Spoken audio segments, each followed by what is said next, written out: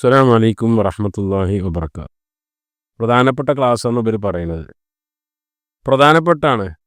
ഇന്നിപ്പോൾ നമുക്ക് കുളിക്കണമെങ്കിൽ കുറേ ടൈം വേണം അല്ലേ? ചില ആൾക്കാർക്ക് ഒരു 500 ലിറ്റർ ടാങ്ക് അതുകൊണ്ട് കുളിച്ചാലും ഓലെ ഒസ്വാസ് തീരൂല. അപ്പോൾ നമ്മൾ കുളിപ്പിക്കുന്ന ദിവസമുണ്ട്. നമ്മൾ നമ്മളുടെ മേൽ നിസ്കരിക്കുന്ന ഒരു സമയം വരാനുണ്ട്. ഇവിടെ മുമ്പ് എ സി ഉണ്ടായിരുന്നില്ല, ഭയങ്കര ഇടങ്ങേറായിരുന്നു.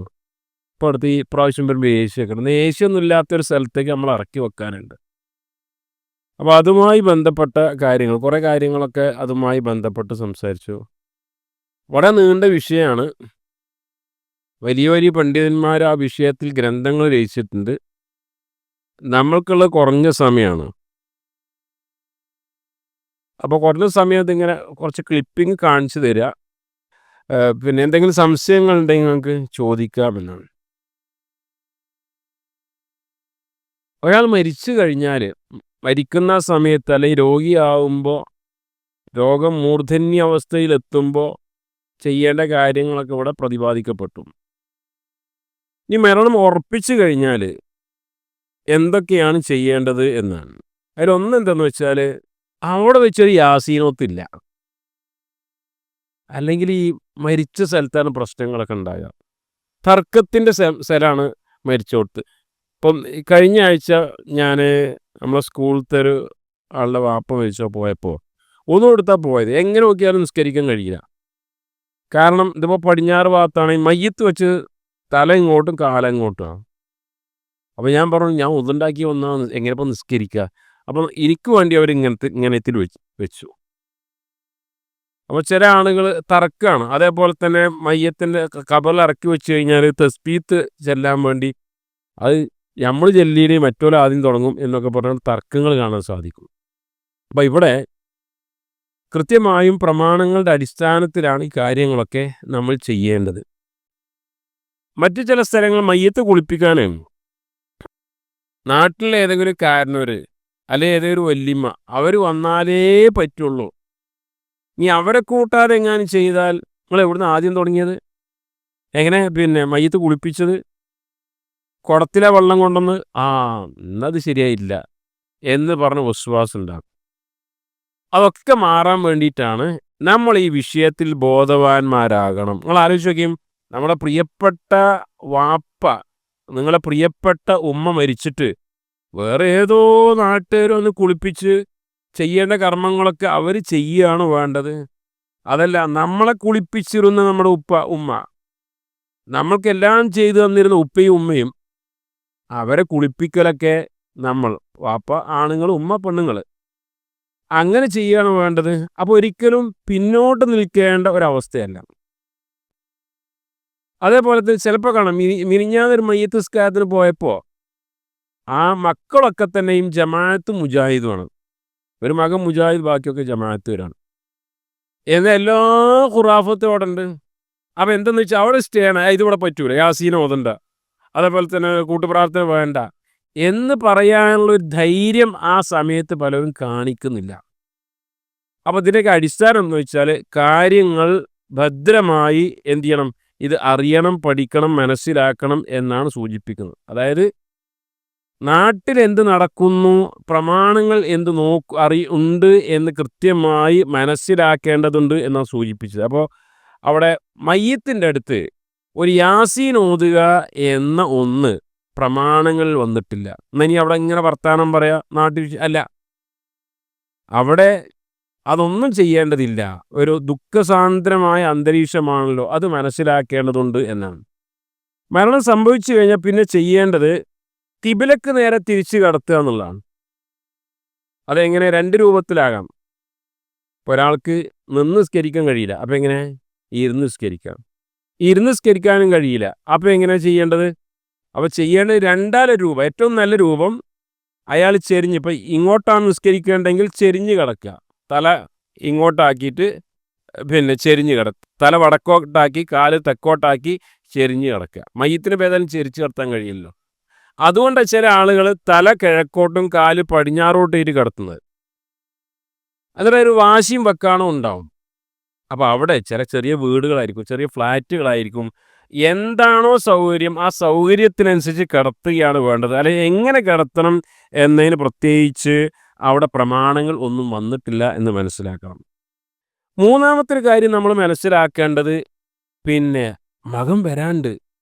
ഒരു രാത്രിയാണ് ഫ്ലൈറ്റ്. അപ്പോൾ നാളെ കഴിഞ്ഞ് മറ്റന്നാൾ എടുക്കാം എന്ന പരിപാടി പറ്റൂല. അസ്രിഊ ബിൽ ജിനാസ. ജനാസയുമായി നിങ്ങൾ ധൃതി കാണിക്കുക എന്നാണ്. മയ്യത്ത് കൊണ്ടുപോകുമ്പോൾ ഓടിപ്പോവുക എന്നല്ല. എല്ലാ കാര്യങ്ങളും ഒരു സ്പീഡപ്പ് ആക്കേണ്ടതുണ്ട്. അവർ റസൂലുള്ളാഹി സ്വല്ലല്ലാഹു അലൈഹി വസല്ലം പറഞ്ഞത്, ഒരു ഖൈറാണ് എങ്കിൽ എന്തിനാണ് നിങ്ങൾ അയാൾക്കുള്ള നന്മയെ പിന്തിപ്പിക്കുന്നത്? ഒരു മോശക്കാരനാണെങ്കിൽ എന്തിനാ നിങ്ങൾ അയാളെ തോളും വെച്ച് ഇരിക്കുന്നത് എന്നാണ് ചോദിച്ചത്. അപ്പോൾ ധൃതി കാണിക്കണം എന്നാണ്. പിന്നെ മറ്റൊന്ന്, മരിച്ച ആ നാട്ടിൽ തന്നെ മറമാടാൻ ശ്രദ്ധിക്കണം. ഗൾഫിലൊക്കെയാണ് മരിച്ചെങ്കിൽ ചില ഉമ്മമാർ, ഭാര്യമാർ പറയും, എനിക്ക് ഒന്നും കൂടെ കാണണം, കുട്ടിയൊക്കെ ഒന്ന് കാണണം, വാപ്പാൻ്റെ ഖബർ സന്ദർശിക്കും, ഇവിടെ തന്നെ ആയിക്കോട്ടെ എന്ന്. അത് ചെയ്യരുത്. കാരണം എന്താ വെച്ചാൽ, ഇപ്പോൾ വാപ്പാനെ കുറിച്ച് നല്ലൊരു ഡെയിലി എന്ന് പറഞ്ഞ വീഡിയോ കോളൊക്കെ വിളിച്ചിട്ട് വാപ്പാനെ കുറിച്ച് നല്ലൊരു ധാരണ ഉണ്ടാവും. പക്ഷേ അവിടുന്ന് മരിച്ച് ദിവസങ്ങളും ആഴ്ചകളും കഴിഞ്ഞ് എംബാം ചെയ്ത് ഇവിടെ കൊണ്ടുവന്ന് തുറക്കുമ്പോൾ ദുർഗന്ധമായിരിക്കും. അതേപോലെ തന്നെ നമ്മുടെ മനസ്സിലുള്ളൊരു ചിത്രമല്ല ഉണ്ടായിരിക്കുക. മാത്രമല്ല അസ്രിഉ ബിൽ ജനാസ, ഈ കാര്യങ്ങളൊക്കെ ധൃതിയിൽ ചെയ്യണം എന്നതിന് വിരുദ്ധമാണത്. അപ്പോൾ ഒരിക്കലും, പ്രത്യേകിച്ച് സ്ത്രീകൾ, ഭർത്താക്കന്മാർ ആരെങ്കിലും മരിക്കുകയാണെങ്കിൽ, ഗൾഫിൽ നിന്ന് മരിക്കുകയാണെങ്കിൽ, വിദേശങ്ങളിൽ നിന്ന് മരിക്കുകയാണെങ്കിൽ, അവിടെ ഇസ്ലാമികമായ പുരസ്കാരവും കാര്യങ്ങളൊക്കെ നടക്കുമെങ്കിൽ പിന്നെ ഇങ്ങോട്ട് എന്ത് ചെയ്യണ്ട, കൊണ്ടുവരേണ്ടതില്ല. അവർ ഒപ്പിട്ട് കൊടുക്കണം, പെട്ടെന്ന് എംബസിക്കൊക്കെ ഒപ്പിട്ട് കൊടുത്ത് അത് അവിടെ തന്നെ ചെയ്യാൻ വേണ്ടിയുള്ള ഒരു നിർദ്ദേശം സ്ത്രീകളുടെ ഭാഗത്ത് ഉണ്ടായിരിക്കണം എന്നാണ് സൂചിപ്പിക്കാനുള്ളത്. പിന്നെ അതേപോലെ തന്നെ മരിച്ചു കഴിഞ്ഞാൽ കടമുണ്ടെങ്കിൽ അത് വീട്ടാൻ തയ്യാറാകണം. കട ആർക്കും വീട്ടാം. ഒരു മയ്യത്തിൻ്റെ അനന്തര സ്വത്തിനെ ഭാഗിക്കൽ എപ്പോഴാണ്? അയാൾക്ക് കടമുണ്ടോ, അത് വീട്ടുക. അയാൾക്ക് വസിയത്തുണ്ടോ, വസിയത്ത് മരിച്ചു കഴിഞ്ഞാൽ ഇന്നയാൾക്ക് ഇത്ര കൊടുക്കണം എന്ന് പറഞ്ഞിട്ട് അനന്തരാവകാശികളല്ലാത്ത ആളുകൾക്ക് എഴുതി വെക്കുന്ന, അനന്തരാവകാശികൾക്ക് വസിയത്ത് എഴുതി വെക്കാൻ പാടില്ല. മകന് ഇത്ര കൊടുക്കണം, മകൾക്ക് ഇത്ര കൊടുക്കണം, പാടില്ല. അനന്തരാവകാശികളല്ലാത്ത ആളുകൾക്ക് വല്ല വസിയത്ത് എഴുതി വെച്ചിട്ടുണ്ടോ, രണ്ടാമത് കൊടുക്കണം. അതേപോലെ മൂന്നാമത്, അയാളുടെ മയ്യത്ത് സംസ്കരണ മുറകൾക്ക്, മയ്യത്തിൻ്റെ കഫംപുട വേണ്ടി വരും, കവർ ഒഴിക്കേണ്ടി വരും, അതിനൊക്കെ പൈസ വേണം. ഇതൊക്കെ കഴിഞ്ഞിട്ട് ബാക്കി ഉണ്ടെങ്കിലേ മക്കൾക്ക് അനന്തര സ്വത്ത് കിട്ടുള്ളൂ. അപ്പോൾ കടമുണ്ട് എങ്കിൽ കടം വീട്ടാനാണ് ചെയ്യേണ്ടത്, പെട്ടെന്ന് തന്നെ വീട്ടുക. ഇനി ഇല്ലെങ്കിൽ ആ മയ്യത്തുമായി ബന്ധപ്പെട്ട ആൾക്കാർ എന്ത് ചെയ്യണം, വാപ്പാ കടണ്ട, ഞങ്ങൾ മക്കളെ ഏറ്റെടുത്തില്ല, ആരുണ്ടെങ്കിലും തെളിവായിട്ട് വരിക എന്ന് പറഞ്ഞ് മക്കൾ ഏറ്റെടുക്കാൻ അവരെ കൊണ്ട് സാധിക്കേണ്ടതുണ്ട് എന്നാൽ. മക്കൾ മാത്രമല്ല, ആർക്കും കടം വീട്ടാം, ബന്ധു തന്നെ ആകണമെന്നില്ല. അബൂ ഹുറൈറ റളിയല്ലാഹു അൻഹു ഒരിക്കൽ റസൂലുള്ളാഹി സ്വല്ലല്ലാഹു അലൈഹി വസല്ലമയുടെ അടുക്കൽ ഒരു മയ്യത്ത് കൊണ്ടുവന്നപ്പോൾ, കടമുണ്ടോ? ഉണ്ട്. അന്ന് ഞാൻ നിസ്കരിക്കില്ല, നിങ്ങൾ നിസ്കരിച്ചോളി എന്ന് പറഞ്ഞു. റസൂലുള്ള, അത്ര വലിയ ബാധ്യതയാണ് കടം. അപ്പോൾ അബൂ ഹുറൈറ റളിയല്ലാഹു അൻഹു പറഞ്ഞു, നബിയെ അത് ഞാൻ ഏറ്റെടുത്തു എന്ന് പറഞ്ഞു. എന്നിട്ടാണ് നബി സല്ലല്ലാഹു അലൈഹി വസല്ലം നമസ്കരിച്ചത് എന്നാണ്. പിന്നെ അതേപോലെ തന്നെ ഒന്ന് അവസാനമായിട്ടൊരു മുഖം കാണണം എന്നത് തെറ്റായ കാര്യമൊന്നുമില്ല. പക്ഷേ ശ്രദ്ധിക്കേണ്ടതെന്ന് വെച്ചാൽ, ഒരു സ്ത്രീ മരിച്ച നാട്ടിലുള്ള എല്ലാ ആണുങ്ങളും പോയി കാണുക, ഒരു പുരുഷൻ മരിച്ച നാട്ടിലുള്ള എല്ലാ സ്ത്രീകളും, അതിനെ ഒഴിവാക്കണം നമ്മൾ. ഇപ്പം ജീവിതകാലത്ത് എങ്ങനെ ആണും പെണ്ണും തമ്മിലൊരു മറ അതുണ്ടാണ്. അതിൻ്റെ അർത്ഥം ഒരു പക്ഷേ നമ്മളെ പോറ്റി വളർത്തിയ ആ ലോകത്തുള്ള സ്ത്രീ ഉണ്ടാവും, അവർ മരിച്ചാൽ പോയി കാണണ്ട എന്നല്ല. ആ കാര്യങ്ങൾ മനസ്സിലായിട്ടുണ്ടാവുമല്ലോ. ജീവിതകാലത്ത് എങ്ങനെയാണോ സ്ത്രീയും പുരുഷനും തമ്മിലുള്ള മറ, അത് മരിച്ചതിന് ശേഷവും അങ്ങനെ തന്നെ ആയിരിക്കണം എന്നാണ്. ചില ആളുകൾ തിരിച്ച് ചെറിയ തീവ്രത കാണാൻ സാധിക്കും. എന്ന് പറഞ്ഞാൽ, ഭർത്താവ് മരിച്ചു കഴിഞ്ഞു, ആ ഉമ്മ ഇപ്പോൾ എദ്ദയിലിരിക്കുകയാണ്, അയലോക്കത്തുള്ള അമുസ്ലിം സ്ത്രീകൾ വരെ കാണാൻ പാടില്ല എന്നൊരു ധാരണയുണ്ട്. പുറത്തേക്ക് തീരെ ഇറങ്ങാൻ പാടില്ല, ലൈറ്റ് പോലും തട്ടാൻ പാടില്ല, പ്രത്യേകമായ ഡ്രസ്സിലിരിക്കണം, അമുസ്ലിങ്ങളായ സ്ത്രീകൾ പോലും കാണാൻ പാടില്ല എന്നൊക്കെ ജനങ്ങൾ വിചാരിക്കുന്നു. പക്ഷേ അത് ഇസ്ലാമികമല്ല എന്ന് നമ്മൾ മനസ്സിലാക്കണം. നബി സല്ലല്ലാഹു അലൈഹി വസല്ലം മരണപ്പെട്ട വേളയിൽ അബൂബക്കർ സിദ്ദീഖ് റളിയല്ലാഹു അൻഹു അടുത്തില്ല, കുറച്ച് കഴിഞ്ഞിട്ടാണ് റസൂലുള്ളാഹി ആയിഷ ബീവിൻ്റെ ഉമ്മൻ്റെ വീട്ടിലാണ്. അബൂബക്കർ റളിയല്ലാഹു അൻഹു നബി സല്ലല്ലാഹു അലൈഹി വസല്ലമയുടെ നെറുകയിൽ ചുംബിച്ചു. അന്ത്യചുംബനം എന്ന് പറഞ്ഞ ചുംബനമല്ല അത്. ഇസ്ലാമിൽ അങ്ങനെ ഒന്നുമില്ല. ക്രിസ്ത്യൻസിൻ്റെ ഇടയിൽ അങ്ങനെ ഉണ്ടോ എനിക്കൊരു സംശയമുണ്ട്, ഒരു അന്ത്യചുംബനം. അപ്പം അങ്ങനെ ചുംബനമല്ല, മറിച്ച് വേണ്ടപ്പെട്ട ഒരാളാണെങ്കിൽ, വാപ്പ മരിച്ചാൽ, ഉമ്മ മരിച്ചാൽ, ഭാര്യ മരിച്ചാൽ, മക്കൾ മരിച്ചാൽ, ഇങ്ങനെയൊക്കെ ചെയ്യാവുന്നതാണ് എന്നാണ്. അതേപോലെ തന്നെ മരണം സംഭവിച്ചു കഴിഞ്ഞാൽ ശ്രദ്ധിക്കേണ്ട മറ്റൊന്ന് ആർത്തട്ടഹസിച്ചുള്ള കരച്ചിൽ, അത് പാടില്ല എന്നാണ്. ആർത്തട്ടഹസിച്ചുള്ള മരണം, എനിക്ക് ഇനി ആരാണോ എന്ന് പറഞ്ഞാണ്ട് അല്ലേ ഒരു അന്തം വിട്ടുകൊണ്ട് മുടിയൊക്കെ റസൂലുള്ളാഹി വിരോധിച്ചാണ്. വസ്ത്രം മാന്തി കീറലും, യാ വൈലോ എൻ്റെ നാശമേ എനിക്ക് ഇനി ആരാണോ എന്ന് പറഞ്ഞ മുടി പറത്തലും അതിൽപ്പെട്ടതാണ്. ചില ആൾക്കാർ സ്പെഷ്യൽ താടി വെക്കും. ഹേയ് അതുവരെ താടി പിന്നെ എൻ്റെ പ്രിയപ്പെട്ട നേതാവ് മരിച്ച കാരണത്താൽ കറുത്ത താടി, കറുത്ത ഡ്രസ്സ്, ഒരു കീറക്കണ്ടം ഇവിടെ ഇങ്ങനെ വെക്കും. അതൊന്നും ഇസ്ലാമിൽ അങ്ങനെയല്ല എന്ന് മനസ്സിലാക്കണം. ഏതുവരെന്ന് വെച്ചാൽ ഒരു ഹദീസിലുണ്ട്, ഈ മയ്യത്തിന് വേണ്ടി ആർത്തട്ടഹസിച്ച് കരഞ്ഞ കാരണത്താൽ മയ്യത്ത് വരെ ശിക്ഷിക്കപ്പെടുന്നതാണ്. മയ്യത്ത് ഇപ്പം എന്ത് കാട്ടി? ആ പണ്ഡിതന്മാരെ ഇതിന് പറഞ്ഞെന്തെന്നറിയോ? ഒരാൾ മരിച്ചു കഴിഞ്ഞാൽ അവിടെ എല്ലാ അട്ടഹാസവും കരച്ചിലും വീഴ്ചിലും ഒക്കെ ഉണ്ടാവും എന്നറിഞ്ഞിട്ടും മുൻകൂട്ടി മക്കളെ ഞാൻ മരിച്ചു കഴിഞ്ഞാൽ അങ്ങനെ ഉണ്ടായത് എന്ന് പറയാത്ത മയ്യത്താണെങ്കിൽ ആ മയ്യത്ത് ശിക്ഷിക്കപ്പെടുമെന്നാണ്. കൂട്ടത്തിൽ ഒരു കാര്യം കൂടെ സൂചിപ്പിക്കട്ടെ. വസിയത്തിനെ കുറിച്ച് പറഞ്ഞല്ലോ. വസിയത്തിന് പുറം പിന്നെ പള്ളിക്ക് ഇത്ര, അതേപോലെ തന്നെ എത്തിങ്ങാനക്ക് ഇത്ര എന്ന് എഴുതി വെക്കലല്ല. ഒരാൾ മരിച്ചു കഴിഞ്ഞാൽ അവിടെ എല്ലാ ഹുറാഫത്തും ഉണ്ടാവും, എല്ലാ ബിദ്അത്തും ഉണ്ടാവും എന്ന് അയാൾക്ക് നന്നായിട്ട് അറിയാമെങ്കിൽ ഷേഖ് നാസറുദ്ദീൻ അൽബാനിയെ പോലുള്ള പണ്ഡിതന്മാർ പറഞ്ഞു അത് മുൻകൂട്ടി എഴുതി. ഞാൻ മരിച്ചു കഴിഞ്ഞാൽ ഇവിടെ ഒരു കണ്ണൂക്കില്ല, അടിയന്തരല്ല, 14 40 ആണ്ടില്ല, അരോവിതരണമല്ല, ഒന്നും ഉണ്ടാകാൻ പാടില്ല, ഇതിൻ്റെ വസിയത്താണെന്ന് മുൻകൂട്ടി എഴുതി വെക്കണം എന്നതും പറയേണ്ടതുണ്ട്. അതേപോലെ തന്നെ മുഖത്തടിക്കുക, നെഞ്ഞത്തടിക്കുക, ഇതൊക്കെ പാടില്ലാത്ത കാര്യമാണ്. ആ വിഷയത്തിൽ ഹദീസുകളുണ്ട്. പിന്നെയോ അള്ളാഹിന്റെ വിധിയിൽ എല്ലാം തൃപ്തരാകുക. ജനിച്ച ആൾക്കാർ എല്ലാവരും മരിക്കും. മിക്കവാറൊക്കെ രോഗം വന്നുകൊണ്ടിരിക്കും മരിക്കുക, അല്ലെങ്കിൽ ആക്സിഡൻ്റ് ആയിട്ട് മരിക്കുക. അതിനർത്ഥം തീരെ കരയാൻ പാടില്ല, ഒരു ശിലാഹൃദയനെ പോലെ നിൽക്കണമെന്നല്ല. റസൂലുള്ളാഹി സ്വല്ലല്ലാഹു അലൈഹി വസല്ലമയുടെ മകൻ ഇബ്രാഹിം മരണപ്പെട്ട വേളയിൽ റസൂലിൻ്റെ കണ്ണിൽ ഈറനണിഞ്ഞു. അപ്പോൾ സഅദ് ഇബ്നു മുആദ് ചോദിച്ചു, എന്താ നബി നിങ്ങളല്ല കരയാൻ പാടില്ല എന്ന് പറഞ്ഞ്? റസൂലുള്ളാഹി പറഞ്ഞു, ഇത് റഹ്മത്താണ്, കാരുണ്യമാണ് എന്ന് പറഞ്ഞു. അപ്പോൾ കരയാം, പക്ഷേ ആർത്തട്ടഹസിച്ച് കരയാൻ പാടില്ല. അള്ളാഹുവിൻ്റെ വിധിയിൽ എന്ത് ചെയ്യാം? തൃപ്തി. അൽഹംദുലില്ലാഹ്. ഒരു ഹദീസ് നോക്കി നമുക്ക് അത്ഭുതപ്പെട്ടു പോകും. മലക്കുകളോട് ചോദിക്കുകയാണ്, നിങ്ങൾ ഇന്നാലിൻ്റെ മനുഷ്യൻ്റെ ഹൃദയത്തിൻ്റെ കരളിൻ്റെ കഷ്ണത്തെ പിടിച്ചെടുത്തോ? ഒരു വയസ്സുള്ള നമ്മളെ കുട്ടി മരിച്ചു വിചാരിച്ചു നോക്കിയും ആർക്കും സഹിക്കാൻ കഴിയുക? എന്നിട്ട് മലക്കുകളോട് ചോദിക്കാതെ എന്നിട്ട് എന്താ അയാൾ പറഞ്ഞത്? അപ്പം എന്താ ഈ കുട്ടി മരിച്ച വാപ്പ എന്താ പറഞ്ഞു? ഉമ്മ എന്താ പറഞ്ഞു? അൽഹംദുലില്ലാഹ്. നമ്മളെ നാട്ടിലെങ്ങാനും കുട്ടി മരിച്ചത് അൽഹംദുലില്ലാഹ് എന്ന് പറഞ്ഞപ്പോൾ ഇജ്ജ ആ കുട്ടിയെ കൊന്നെന്ന് ചോദിക്കൂ അല്ലേ? മലക്കുകൾ പറയാണ് ആ മനുഷ്യൻ അൽഹംദുലില്ലാഹ് എന്ന് പറഞ്ഞു. പിന്നെയാണ് പറഞ്ഞത് ഇന്നാ ലില്ലാഹി വ ഇന്നാ ഇലൈഹി റാജിഊൻ. അപ്പോൾ അല്ലാഹ് പറയും, എങ്കിൽ മലക്കുകളെ അയാൾക്ക് സ്വർഗത്തിൽ ബൈത്തുൽ ഹംദ്, സ്തുതിയുടെ ഒരു വീട്, കൊട്ടാരം നിർമ്മിക്കുക എന്ന് പറയും. അപ്പോൾ അങ്ങനെ ആ ഒരു ഈമാനിക തലത്തിലേക്ക് നമുക്ക് എത്താൻ സാധിക്കണം. അപ്പോൾ ഏത് പ്രായത്തിലും മരിക്കാം, അള്ളാഹുവിൻ്റെ വിധിയാണ് എന്ന് മനസ്സിലാക്കണം. ഭാര്യമാരെ സംബന്ധിച്ചിടത്തോളം ഭർത്താവ്, ഏതൊരു മനുഷ്യനും എന്ത് ചെയ്യാം, ഒരാൾ മരിച്ചു കഴിഞ്ഞാൽ ബന്ധുക്കളൊക്കെ ആണെങ്കിൽ 3 ദിവസം വരെ ഒരു ദുഃഖത്തിൽ നിൽക്കാം. ഭാര്യമാരെ സംബന്ധിച്ചിടത്തോളം അവർ ഗർഭിണികളല്ല എങ്കിൽ 4 മാസം എന്ന് പറയുമ്പോൾ അറബി മാസമാണ്, ജനുവരി ഫെബ്രുവരി അല്ല, മറിച്ച് അറബി മാസം 4 മാസവും 10 ദിവസവും ഇദ്ദ ആചരിക്കണം. ഇതിനെക്കുറിച്ച് നേരത്തെ പറഞ്ഞു. ഇദ്ദ ആചരിക്കുക എന്ന് പറഞ്ഞാൽ ഒരിക്കലും പുറത്തേക്ക് ഇറങ്ങാൻ പാടില്ല, കറുത്ത ഡ്രസ്സ് ധരിക്കണം, വീടിൻ്റെ ഉള്ളിലിരിക്കണം എന്നല്ല, മറിച്ച് അവർക്ക് ആ സമയത്ത് പരസ്യമായ വിവാഹ അന്വേഷണം പാടില്ല. ആ സമയത്ത് വിവാഹം കഴിക്കാൻ പാടില്ല. ആ സമയത്ത് ആഭരണങ്ങളും അലങ്കാരത്തിൻ്റെ വസ്ത്രങ്ങളും അണിയാൻ പാടില്ല. ആവശ്യത്തിനല്ലാതെ പുറത്ത് ഇറങ്ങാൻ പാടില്ല. ഇതാണ് ഇദ്ദ. കാര്യമായിട്ട് അതിൽ കല്യാണം കഴിക്കാൻ പാടില്ല എന്ന് തന്നെ അതിരിക്കണം. അത് കുറേ ഹിക്മത്തുകളുണ്ട്, കുറേ യുക്തികളുണ്ട്. ഏതായിരുന്നാലും ശരി, ഇദ്ദയിൽ ഇരിക്കേണ്ടതുണ്ട്. പിന്നെ മറ്റുള്ള ആളുകൾക്ക് 3 ദിവസം വരെ ദുഃഖാചരണം ആചരിക്കാവുന്നതാണ്. അതേപോലെ തന്നെ മരണപ്പെട്ട വ്യക്തിയുടെ കുടുംബക്കാരെ ആശ്വസിപ്പിക്കണം, അവർക്ക് അങ്ങോട്ട് ഭക്ഷണം കൊടുക്കണം. വീട്ടിലൊരാൾ മരിച്ചു കഴിഞ്ഞാൽ അന്നിപ്പോൾ ബിരിയാണി ഉണ്ടാക്കാനും പായസം ഉണ്ടാക്കാനും ഒന്നല്ല, കൊടുത്താൽ തന്നെ തിന്നാനുള്ളൊരു മൂഡ് അവർക്ക് ഉണ്ടാവില്ല. അപ്പോൾ ബന്ധുക്കളോ അയൽവാസികളോ ഒക്കെ ഒരു ഭക്ഷണം ഉണ്ടാക്കി അവരെ തീറ്റിപ്പിക്കണം എന്നാണ്. നമ്മുടെ നാട്ടിൽ നേരെ മറിച്ചാണ്.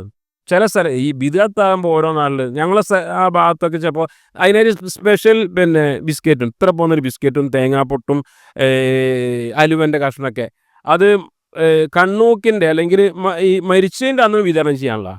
പിന്നെ തീറ്റയോട് തീറ്റയാണ്. വെള്ളിയാഴ്ച ഉണ്ടാവും ഈ ദിക്ർ മജ്‌ലിസ് എന്ന് പറഞ്ഞാണ്ട് 7-നുണ്ടാവും, 14-നുണ്ടാവും, 40-നുണ്ടാവും, അടിയന്തരത്തിനുണ്ടാവും, ഒക്കെ ഉണ്ടാവും. എന്നിട്ട് മരിച്ചു എന്ന് മാത്രമല്ല പിന്നെയും അവർക്ക് ചെലവ് വരികയാണ്. അപ്പം അങ്ങനെ ഏതായാലും ഇല്ല, അവർക്ക് ഭക്ഷണം അങ്ങോട്ട് കൊടുക്കുകയാണ് ചെയ്യേണ്ടത് എന്നാണ്. അതേപോലെ തന്നെ ചെയ്യേണ്ട മറ്റൊരു കാര്യം എന്താ അറിയോ, ഇപ്പം ഒക്കെ ഒരു കാട്ടിക്കൂട്ടലായിട്ടുണ്ട് ഇപ്പോൾ.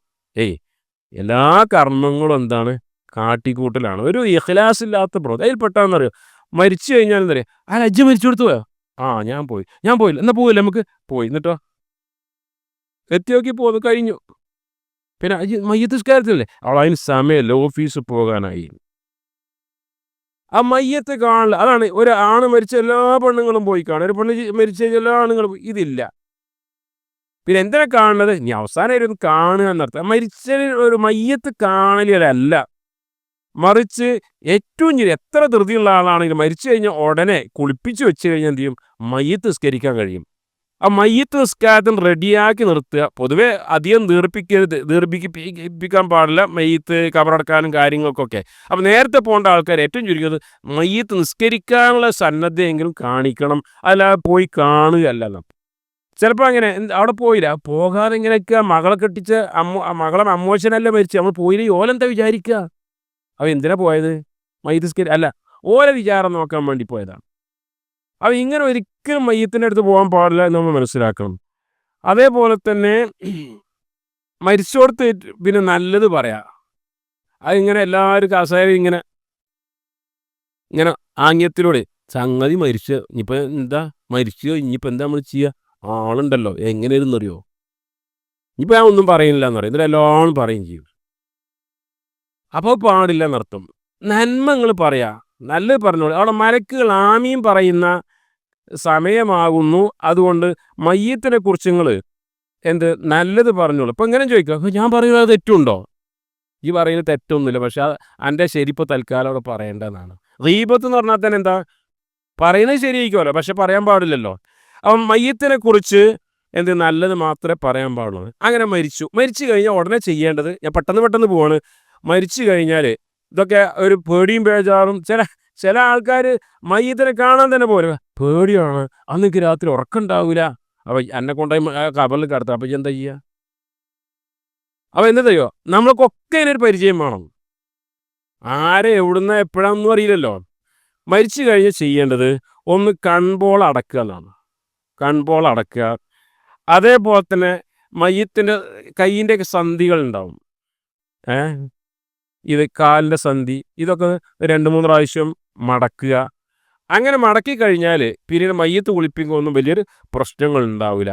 അതേപോലെ തന്നെ ചെയ്യേണ്ടത് കൺപോൾ അടക്കുമ്പോൾ ചെല്ലേണ്ടത് അല്ലാഹു മഗ്ഫിർലി ഫുലാൻ. ഒരാൾ അബ്ദുറഹ്മാൻ മരിച്ച അല്ലാഹു മഗ്ഫിർലി അബ്ദുറഹ്മാൻ വർഫഅ ദറജതഹു ഫിൽ മഹ്ദിയീൻ വഖ്ലുഫ്നാ ലഹു ഫി അഖ്ബി ഫിൽ ഗാബിരീൻ വഗ്ഫിർ ലനാ വലഹു യാ റബ്ബൽ ആലമീൻ എന്നുള്ളൊരു പ്രാർത്ഥന. അബൂ സലമ റളിയല്ലാഹു അൻഹു, നബിയുടെ ഭാര്യയായിരുന്ന ഉമ്മു സലമയുടെ ആദ്യ ഭർത്താവ് അബൂ സലമ ഉഹദ് യുദ്ധാനന്തരം മരണപ്പെട്ടവളിൽ ആ വീട്ടിലേക്ക് കയറി ചെന്നപ്പോൾ അബൂ സലമയുടെ കണ്ണിങ്ങനെ തുറിച്ച് നിൽക്കുകയാണ്. അപ്പോൾ റസൂലുള്ള പറഞ്ഞു മരണപ്പെട്ടിരിക്കുന്നു എന്ന് പറഞ്ഞ കണ്ണ് പൂട്ടി. അപ്പോൾ വീട്ടിലുള്ള ആളുകളൊക്കെ അട്ടഹസിച്ചു. അപ്പോൾ പറഞ്ഞു, നിങ്ങൾക്ക് ഹൈറായിട്ട് മാത്രമേ പ്രാർത്ഥിക്കാൻ പാടുള്ളൂ, അട്ടഹസിച്ച് കരയാൻ പാടില്ല എന്നൊക്കെ പറഞ്ഞു. അപ്പോൾ കണ്ണ് പൂട്ടുകയാണ് ചെയ്യേണ്ടത്, സന്ധികളൊക്കെ. പിന്നെ അതേപോലെ തന്നെ ചേർത്ത് വെക്കുക, കാലും തമ്മിലൊക്കെ കെട്ടുക, മയ്യത്തിന് വേണ്ടി നന്മയ്ക്ക് വേണ്ടി പ്രാർത്ഥിക്കുക. ഇതാണ് പ്രാർത്ഥന. അല്ലാഹുമ്മ ഗ്ഫിർ അബീ സലമ, അബൂ സലമക്ക് വേണ്ടിയിട്ടാണ്. അവിടെ അബൂ സലമക്ക് പകരം എന്ത് ചെയ്യുക, ആരാണ് മരിച്ച അയാളുടെ പേര് പറയാം. വർഫഅ ദറജതഹു ഫിൽ മഹ്ദിയീൻ വഫ്സഹു ഫി ഖബ്രിഹി വനവ്വിർ ലഹു ഫീഹി വഖ്ലുഫു ഫി അഖ്ബിഹി ഫിൽ ഗാബിരീൻ വഗ്ഫിർ ലനാ വലഹു യാ റബ്ബൽ ആലമീൻ എന്ന പ്രാർത്ഥന. അതിൻ്റെ പൂർണ്ണമായ അർത്ഥമൊക്കെ അതിലുണ്ട്. മരിച്ചു എന്ന് ഉറപ്പായി കഴിഞ്ഞാൽ പിന്നെ ഇന്നാ ലില്ലാഹി വ ഇന്നാ ഇലൈഹി റാജിഊൻ എന്ന് പറയലാണ്. ഇന്നാ ലില്ലാഹി വ ഇന്നാ ഇലൈഹി റാജിഊൻ എന്ന് പറഞ്ഞാൽ വളരെ സമാധാനത്തിനൊരു വാക്കാണ്. എന്തോ വലിയ അപകടം സംഭവിച്ചിരിക്കുന്നു, സംഭവിക്കാൻ പാടില്ലാത്ത എന്നർത്ഥത്തിലല്ല. എന്താ ഇപ്പോൾ ചെയ്യുക, ഇന്നാ ലില്ലാഹി വ ഇന്നാ, അങ്ങനെയല്ല. പിന്നെ അതിൻ്റെ അർത്ഥം ഇന്നാ ലില്ലാഹി വ ഇന്നാ, നമ്മൾ അനുവാദമില്ല ഈ ലോകത്തേക്ക് നമ്മൾ വന്നു, അല്ലാഹ് തിരിച്ചെടുത്തു, അൽഹംദുലില്ലാഹ് ഇന്നാ ലില്ലാഹി വ ഇന്നാ ഇലൈഹി റാജിഊൻ. അതല്ല അതല്ല എൻ്റെ അർത്ഥം എന്ന് നമ്മൾ മനസ്സിലാക്കണം. മുസീബത്ത് വായിച്ചാൽ ചെല്ലേണ്ടതാണ്. അതിനൊക്കെ പ്രത്യേകമായ പ്രതിഫലങ്ങളും കാര്യങ്ങളൊക്കെ ഉണ്ട്. അതേപോലെ താടി കെട്ടുക, താടി കെട്ടി കൊടുക്കുകയാണ് മയ്യത്തിൻ്റെ. താടി എന്തിനാ കെട്ടുന്നത്? താടി കെട്ടുന്നത് ഒരു വിരൂപതല്ല. ഇപ്പോൾ കണ്ണ് ഇങ്ങനെ തുറന്നിക്കുകയാണെങ്കിൽ പ്രശ്നമല്ലേ? അതേപോലെ തന്നെ വായ പൂട്ടണം. ഇതൊക്കെ ചെയ്യേണ്ടതുണ്ട്. പിന്നെ താടി ചിത്രത്തിൽ കാണുന്ന പോലെ തന്നെ ഒരു ശീലയോ മറ്റൊക്കെ വെച്ച് താടിയും ചെവിൻ്റെ ഇതിനും കൊണ്ടുപോയി ഇവിടെ കെട്ടുകയാണ് ചെയ്യേണ്ടത്. താടി കെട്ടുക, അതേപോലെ കാലിൻ്റെ 2 വിരലുകൾ തമ്മിൽ കൂട്ടിക്കെട്ടുക. ഇതൊക്കെ മരിച്ച ഉടനെ ചെയ്യേണ്ടതാണ്. പിന്നെ നീളമുള്ള ഒരു തുണി കൊണ്ട് മയ്യത്തിനെ മൂടുക. ഇതാണ് മരിച്ച ഉടനെ ചെയ്യേണ്ട കാര്യങ്ങളൊക്കെ. അതൊക്കെ ഇപ്പോൾ ആളുകൾക്ക് അറിയുന്നതാണ്. ഇത് കിടത്തേണ്ട രൂപം നമ്മൾ പറഞ്ഞു. വീട്ടിൽ എങ്ങനെയാണ് സൗകര്യമുള്ളത് ആ രൂപത്തിൽ കിടത്തുക. പിന്നെയുള്ള കാര്യമായിട്ട് മയ്യത്ത് കുളിപ്പിക്കലാണ്. മയ്യത്ത് കുളിപ്പിക്കൽ ഭയങ്കര സംഭവമായിട്ട് ആൾക്കാർ മനസ്സിലാക്കുക. അതെല്ലാവർക്കും കൊണ്ടൊന്നും കഴിയില്ല. അതുകൊണ്ട് എല്ലാവരും വിട്ടുക്കുക. ഞാൻ നേരത്തെ പറഞ്ഞു, നമ്മളെ പ്രിയപ്പെട്ട വാപ്പ മരിച്ചിട്ട് ആൺകുട്ടികൾ അവരൊന്നും വാപ്പാനെ കുളിപ്പിക്കുക, നാട്ടുകാരെ ഏൽപ്പിക്കുക വേണ്ടത് അല്ല. മറിച്ച് മക്കളാണ് കുളിപ്പിക്കേണ്ടത്. ഉമ്മ മരിച്ചു കഴിഞ്ഞാൽ പെൺകുട്ടികളെ കുളിപ്പിക്കാൻ 1-ാം സ്ഥാനത്ത് നിൽക്കേണ്ടത്. പിന്നെ ഉദാഹരണം ആർത്തവ സമയത്ത് മയ്യത്ത് കുളിപ്പിക്കാൻ പറ്റും, അതിനൊന്നും യാതൊരു തെറ്റുമില്ല. പൊതുവെ സ്ത്രീകൾക്ക് ഉണ്ടാകുന്ന ഒരു ചോദ്യമാണ്. സിമ്പിളായ ഒരു കുളി എന്ന് പറഞ്ഞാൽ എന്താണ്? ഇപ്പോൾ ഒരാൾക്ക് വലിയ അശുദ്ധി ഉണ്ടായിക്കഴിഞ്ഞാൽ അതിൻ്റെ പൂർണ്ണമായൊരു കുളി ഉണ്ടല്ലോ, അതല്ലാതെ ഒരു മതിയായ കുളിയുണ്ട്. ഷവറിൻ്റെ ചോട്ടിൽ നിന്ന് ഷവറും തുറന്നു ശരീരത്തിൽ മൊത്തം വെള്ളമായി കഴിഞ്ഞാൽ ജനാപത്ത് കുളി കഴിഞ്ഞു, മയ്യത്ത് കുളിപ്പിക്കൽ കഴിഞ്ഞു. എന്ന് പറഞ്ഞാൽ മയ്യത്തിൻ്റെ ശരീരത്തിൽ മൊത്തം വെള്ളമായി കഴിഞ്ഞു. മയ്യത്ത് കുളിപ്പിക്കുന്ന ആൾ ഞാൻ മയ്യത്ത് കുളിപ്പിക്കാന്നുള്ള നീയത്ത് ഉണ്ടായി കഴിഞ്ഞ് മയ്യത്ത് കുളി അങ്ങനെ ചെയ്യാം. അതിൻ്റെ ചെറിയ രൂപമാണ്. പരിപൂർണമായ രൂപമാണ് ഒരാൾ ജനാപത്ത് എങ്ങനെയാണ് കുളിക്കാറുള്ളത് അതുപോലെ മയ്യത്തിനെ കുളിപ്പിച്ച് കഴിഞ്ഞാൽ മയ്യത്ത് കുളിപ്പിച്ച് കഴിഞ്ഞു 2-3 മണിക്കൂറൊക്കെ എടുത്തുകൊണ്ട് മയ്യത്ത് കുളിപ്പിക്കണം. അതിനൊന്നും ആവശ്യമല്ല. അതേപോലെ തന്നെ ചൂടുവെള്ളം വേണോ തണുത്ത വെള്ളം വേണോ, വീട്ടിലെല്ലാ സൗകര്യം ഉണ്ടോ, എന്നാലും കാണും കുടത്തിൽ വെള്ളം കൊണ്ടുവരണം. പിന്നെയോ മയ്യത്ത് കുളിപ്പിക്കാന്ന് നല്ല വീടായിരിക്കും, പുതുതായി ഉണ്ടാക്കിയ വീടാണ്, എന്നിട്ടാണ് അവിടെ ഓട്ട കുത്തണം, ആ ടൈൽസ് പൊട്ടിച്ച്. എന്താ മയ്യത്തിനെ കുളിപ്പിച്ചോളും ബാത്റൂമൊക്കെ പോകാൻ പാടില്ല, എന്നിട്ട് ഈ നല്ല വീട് കുത്തി തുറന്ന് നാശാക്കിയിട്ട് അതൊക്കെ ആളുകൾ ഉണ്ടാക്കിയ ഒരു ധാരണയാണ് എന്ന് മനസ്സിലാക്കണം. മയ്യത്ത് കുളിപ്പിക്കാൻ മയ്യത്ത് കുളിപ്പിക്കുന്ന ആൾ കണ്ടമാനം ആൾക്കാർ വേണ്ട. പാമ്പ് കടിച്ചവനെ കൊണ്ട് ജീപ്പ് കയറാൻ സ്ഥലമില്ല എന്ന് പറഞ്ഞാൽ മയ്യത്തിന് വെക്കാൻ സ്ഥലമല്ല, നിറയെ ആൾക്കാർ. അത് വേണ്ട. ഒരു 3, 4, 5 ആൾ വേണ്ടി വരും. 2 കുളിപ്പിക്കുക, 2-3 ആൾക്കാർ മയ്യത്തിന് അങ്ങോട്ടും ഇങ്ങോട്ടും തിരിച്ചു കടത്താനൊക്കെ വേണ്ടി വരും. മയ്യത്ത് കുളിപ്പിക്കുന്ന ആൾക്കാർ ശ്രദ്ധിക്കേണ്ടതെന്ന് വെച്ചാൽ ഇതിലൊക്കെ ഭയങ്കര കൂലിയാണ്. മയ്യത്തിനെ കുളിപ്പിച്ചാൽ കൂലിയാണ്, അതേപോലെ തന്നെ കഫൻ ചെയ്താൽ കൂലിയാണ്, കബറിലേക്ക് എടുത്തു വെച്ചാൽ കൂലി. അതിനൊക്കെ റസൂലുള്ളാഹി സ്വല്ലല്ലാഹു അലൈഹി വസല്ലം പ്രതിഫലത്തെക്കുറിച്ച് പറയുന്നുണ്ട്. 2 കാര്യങ്ങൾ: 1 മയ്യത്ത് കുളിപ്പിക്കാൻ അറിയണം എന്ന് തന്നെയാണ്. 2 രഹസ്യങ്ങൾ സൂക്ഷിക്കാൻ സാധിക്കണം. ഇതപ്പോൾ മയ്യത്തിൻ്റെ രഹസ്യം ഔറത്തൊന്നും നോക്കണില്ലല്ലോ, കാണുന്നില്ല, പിന്നെ എന്താ രഹസ്യം എന്ന് പറഞ്ഞാൽ ചിലപ്പോൾ കുറേ കാലങ്ങൾ കടന്ന മയ്യത്തായിരിക്കും. ശരീരത്തിൻ്റെ അവിടെ പൊട്ടലുണ്ടാവും, ചിലപ്പോൾ ശരീരത്തിന് ഓരോ പുഴു വരുന്നുണ്ടാവും, പലതിനും സംഭവിക്കാമല്ലോ. അതൊക്കെ മരിച്ചതിന് ശേഷം ഇങ്ങനെ അങ്ങാടി ഞാൻ കുളിപ്പിച്ച് കൈ ഇങ്ങനെ നോക്കിയപ്പോൾ കൈയ്യാണ് പോയി, ഒരു ഓട്ടെ, ഇത് അത്ര വലുപ്പത്തിലല്ലേ പുറത്ത് മുറി ഉണ്ടായിരുന്നത്. ഇതിപ്പോൾ നമ്മളപ്പാരെ കുറിച്ച് പറയാൻ എന്തേക്കാരവസ്ഥ, നമ്മളമ്മമാനെ കുറിച്ച്. അതുകൊണ്ട് രഹസ്യം കാത്ത് സൂക്ഷിക്കണം. റസൂലുള്ളാഹി സ്വല്ലല്ലാഹു അലൈഹി വസല്ലം പറഞ്ഞത് അങ്ങനെ ചെയ്തു കഴിഞ്ഞാൽ 40 പാപങ്ങൾ അവൻ്റെത് പൊറുക്കപ്പെടുമെന്നാണ്. അതുകൊണ്ട് ആരെങ്കിലും അല്ല മയ്യത്ത് കുളിപ്പിക്കാൻ നമ്മളായിരിക്കണം. ഈ ഒരു നിബന്ധന, മയ്യത്ത് കുളിപ്പിക്കാൻ അറിയണം, അതോടൊപ്പം തന്നെ രഹസ്യം കാത്ത് സൂക്ഷിക്കേണ്ടതുണ്ട് എന്നാണ്. കുളിപ്പിക്കുന്ന ആൾക്ക് മയ്യത്ത് കുളിപ്പിക്കുകയാണ്, മയ്യത്തിന് ഏതായാലും നീയത്ത് ഉണ്ടാവില്ലല്ലോ, മയ്യത്ത് കുളിപ്പിക്കുന്ന ആൾക്ക് നീയത്ത് ഉണ്ടായിരിക്കണം. അതേപോലെ തന്നെ പിന്നെ കുളിപ്പിക്കുന്നതിന് മുമ്പ് കുറേ കാര്യങ്ങളൊക്കെ നമ്മൾ റെഡിയാക്കി വെക്കണം. ഇപ്പോൾ ശരീരത്തിൽ നിന്ന് ഡ്രസ്സൊന്നും ഊരാൻ കഴിഞ്ഞോളണമെന്നില്ല. അപ്പോൾ എന്ത് ചെയ്യണം? കത്രിക വേണ്ടി വരും, അതേപോലെ തന്നെ തോർത്ത് വേണ്ടി വരും, സോപ്പ് വേണ്ടി വരും. ഒരു പാത്രത്തിൽ കർപ്പൂരം എന്ന് പറയുന്ന സാധനം, ഒരു വെളുത്ത സാധനമായിരിക്കും, ആ ഒരു ബക്കറ്റിൽ കലക്കി വെക്കുക. മയ്യത്ത് കുളിപ്പിക്കാൻ കുറച്ച് ചെരിവുള്ള പൊക്കമുള്ള ടേബിൾ, മയ്യത്തിലേക്ക് ചെരിച്ച് കടത്താൻ പറ്റിയ ടേബിൾ ഉണ്ടായിരിക്കുക, സോപ്പ് ഉണ്ടായിരിക്കുക. ഈ കാര്യങ്ങളൊക്കെ നമ്മൾ മുൻകൂട്ടി ഒരുക്കി വെക്കണം. പിന്നെ ഒരു കാരണവശാലും മയ്യത്തിൻ്റെ ഔറത്ത് കാണാൻ പാടില്ല. സ്ത്രീ ആണെങ്കിലും പുരുഷനാണെങ്കിലും അവരൊക്കെ ഔറത്ത് മുട്ടിൻ്റെയും പൊക്കളിൻ്റെയും ഇടയിലുള്ള ഭാഗമാണ്. സ്ത്രീകളെ കുളിപ്പിക്കേണ്ടത് സ്ത്രീകളാണെന്നറിയല്ലോ. ഭാര്യയ്ക്ക് ഭർത്താവിനെ കുളിപ്പിക്കാം, ഭർത്താവ് ഭാര്യയെ കുളിപ്പിക്കാം. പക്ഷെ അവിടെ നിൽക്കുമ്പോൾ അവിടെ നിൽക്കാൻ പറ്റുന്ന ആളുകളെ നിൽക്കാൻ പാടുള്ളൂ എന്ന കാര്യം നമ്മൾ മനസ്സിലാക്കേണ്ടതുണ്ട്. മയ്യത്തിൻ്റെ ശരീരത്തിലുണ്ടായിരുന്ന വസ്ത്രമൊക്കെ അഴിച്ച് ഔറത്ത് കാണാത്ത രൂപത്തിൽ ശരീരത്തിലൊരു തുണി ഇടുക, കാലൊക്കെ കെട്ടി വെച്ചിരുന്ന കെട്ടൊക്കെ അഴിക്കുക. ഒരിക്കലും ഔറത്ത് കാണാൻ പാടില്ല എന്ന് മനസ്സിലാക്കണം. കത്രി കൊണ്ടൊക്കെ മുറിച്ച് മാറ്റാവുന്നതാണ്. ഇനി കുളിപ്പിക്കേണ്ട ആദ്യം നീയത്തുണ്ടായല്ലോ എന്നിട്ട് എന്ത് ചെയ്യുക, മയ്യത്തിനെ താങ്ങിയിരുത്തുക. താങ്ങിയിരുത്തിയതിന് ശേഷം വയറ് നന്നായിട്ട് തടവുക. ഭയങ്കര തടവണ്ട, എന്നാൽ എന്താ ലക്ഷ്യം എന്താണ്? വയറിൻ്റെ ഉള്ളിൽ കഴിച്ചതിൻ്റെ അവശിഷ്ടങ്ങളൊക്കെ ഉണ്ടെങ്കിൽ അത് പുറത്ത് പോകാൻ വേണ്ടിയാണ് വയറിങ്ങനെ തടവുന്നത്. അപ്പോൾ ഒന്നിലധികം പ്രാവശ്യം ഇങ്ങനെ തടവി, അതിന് എണ്ണം കണക്കൊന്നുമില്ല, ഉള്ളിലുള്ള കാര്യം ഈ മാലിന്യങ്ങളൊക്കെ പോവുക എന്നാണ്.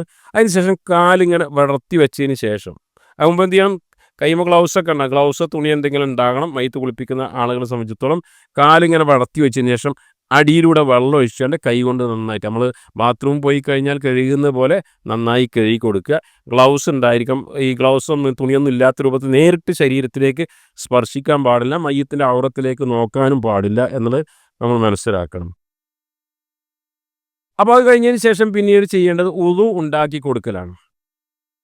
സാധാരണ പോലെ തന്നെ. പക്ഷേ വായിൽ വെള്ളം കൊപ്പിളിക്കുക, മൂക്കിൽ വെള്ളം കയറ്റി ചീറ്റുക എന്നപ്പോൾ മയ്യത്തിനെ സംബന്ധിച്ചിടത്തോളം പ്രയാസകരമാണ്. അപ്പോൾ കഴിയുന്ന രൂപത്തിൽ ചെയ്യുക. അപ്പോൾ വായിലാണെങ്കിൽ ഒരു വിരലിങ്ങനെ ഇട്ടാൽ മതി.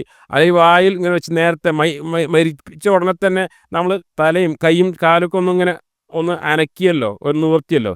അതുകൊണ്ട് ഒരു പക്ഷേ തല അല്പം ഇങ്ങനെ ചരിക്കാൻ സാധിക്കുമെങ്കിൽ ആ വെള്ളം പുറത്തേക്ക് കളയുക. ഇല്ലെങ്കിൽ അതിന് സാധിക്കുന്നില്ലെങ്കിൽ നമ്മൾ ഈ നേരത്തെ ഗുഹ്യാവയം കഴിയപ്പോൾ ഉണ്ടായിരുന്ന ഗ്ലൗസൊക്കെ മാറ്റി അടുത്തൊരു ഗ്ലൗസ് ഒരു തുണിയെ വെച്ചിട്ട് വായിൽ ഒന്ന് എന്ത് ചെയ്യുക, വിരലൊക്കെ ഇട്ട് ചലിപ്പിക്കുക, കൊപ്പിളിക്കുക എന്നുള്ളതിന്. പിന്നെ സാധാരണ പോലെ തന്നെ ഉളുവിൻ്റെ എല്ലാ അവയവങ്ങളും കഴുകുക, കാല് കഴുകുക. അത് ഉളു കൊടുത്തു കഴിഞ്ഞു. ഉളു കൊടുക്കുന്ന രൂപം എല്ലാവർക്കും അറിയാലോ. ഇനി ചില മയ്യത്ത് കുളിപ്പിക്കാൻ കഴിയില്ല,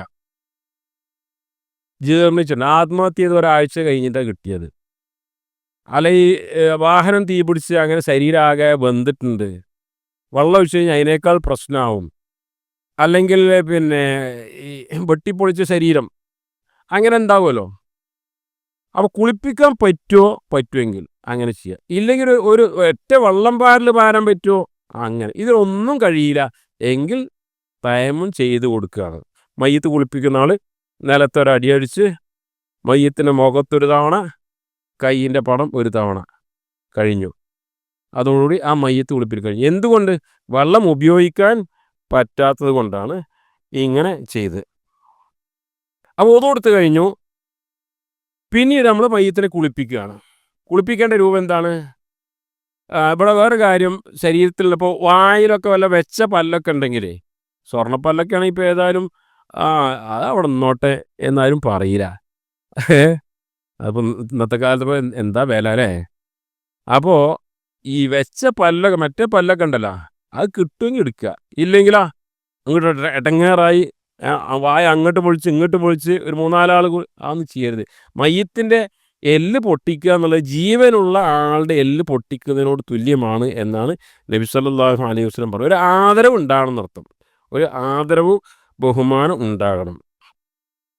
പിന്നെ കുളിപ്പിക്കാനുള്ള വെള്ളം എന്ത് വെള്ളം പറ്റും, ഇന്ന വെള്ളം എന്നില്ല. പ്രത്യേകിച്ച് എന്നാൽ ശരീരം നമ്മളെ മോർച്ചറിയിൽ നിന്ന് കൊണ്ടുവന്ന ശരീരം പോസ്റ്റ്മോർട്ടം ചെയ്തൊക്കെ ആണെങ്കിൽ അവിടെ ശരീരത്തിൽ നിന്ന് രക്തം വരാൻ കൂടുതൽ സാധ്യതയുണ്ട്. അപ്പോൾ അവിടെയൊക്കെ തണുത്ത വെള്ളം ഉപയോഗിക്കലാണ് അത്തരം വേളകൾ ഏറ്റവും നല്ലത് കേട്ടോ. ഇന്ന വെള്ളം എന്നില്ല, പോസ്റ്റ്മോർട്ടം ചെയ്തതാണെങ്കിൽ ഏറ്റവും നല്ലത് തണുപ്പ്, അതേപോലെ ഐസ് വെക്കുക, എങ്കിലേ ഒക്കെ നിൽക്കുകയുള്ളൂ. അപ്പോൾ ഏത് വെള്ളവും ഉപയോഗിക്കാം. അപ്പോൾ ആദ്യം വേണ്ടത് തല കഴുകലാണ്. കുളിപ്പിക്കുകയാണ്, നീയത്ത് മുമ്പേ ഉണ്ട്, ഉളു കൊടുക്കുന്നതിന് മുമ്പേ ഉണ്ട്. പിന്നെ തല കഴുകുകയാണ്. എല്ലാവർക്കും അറിയാം, സോപ്പൊക്കെ ഇട്ടുകൊണ്ട് നന്നായി തല കഴുകുക.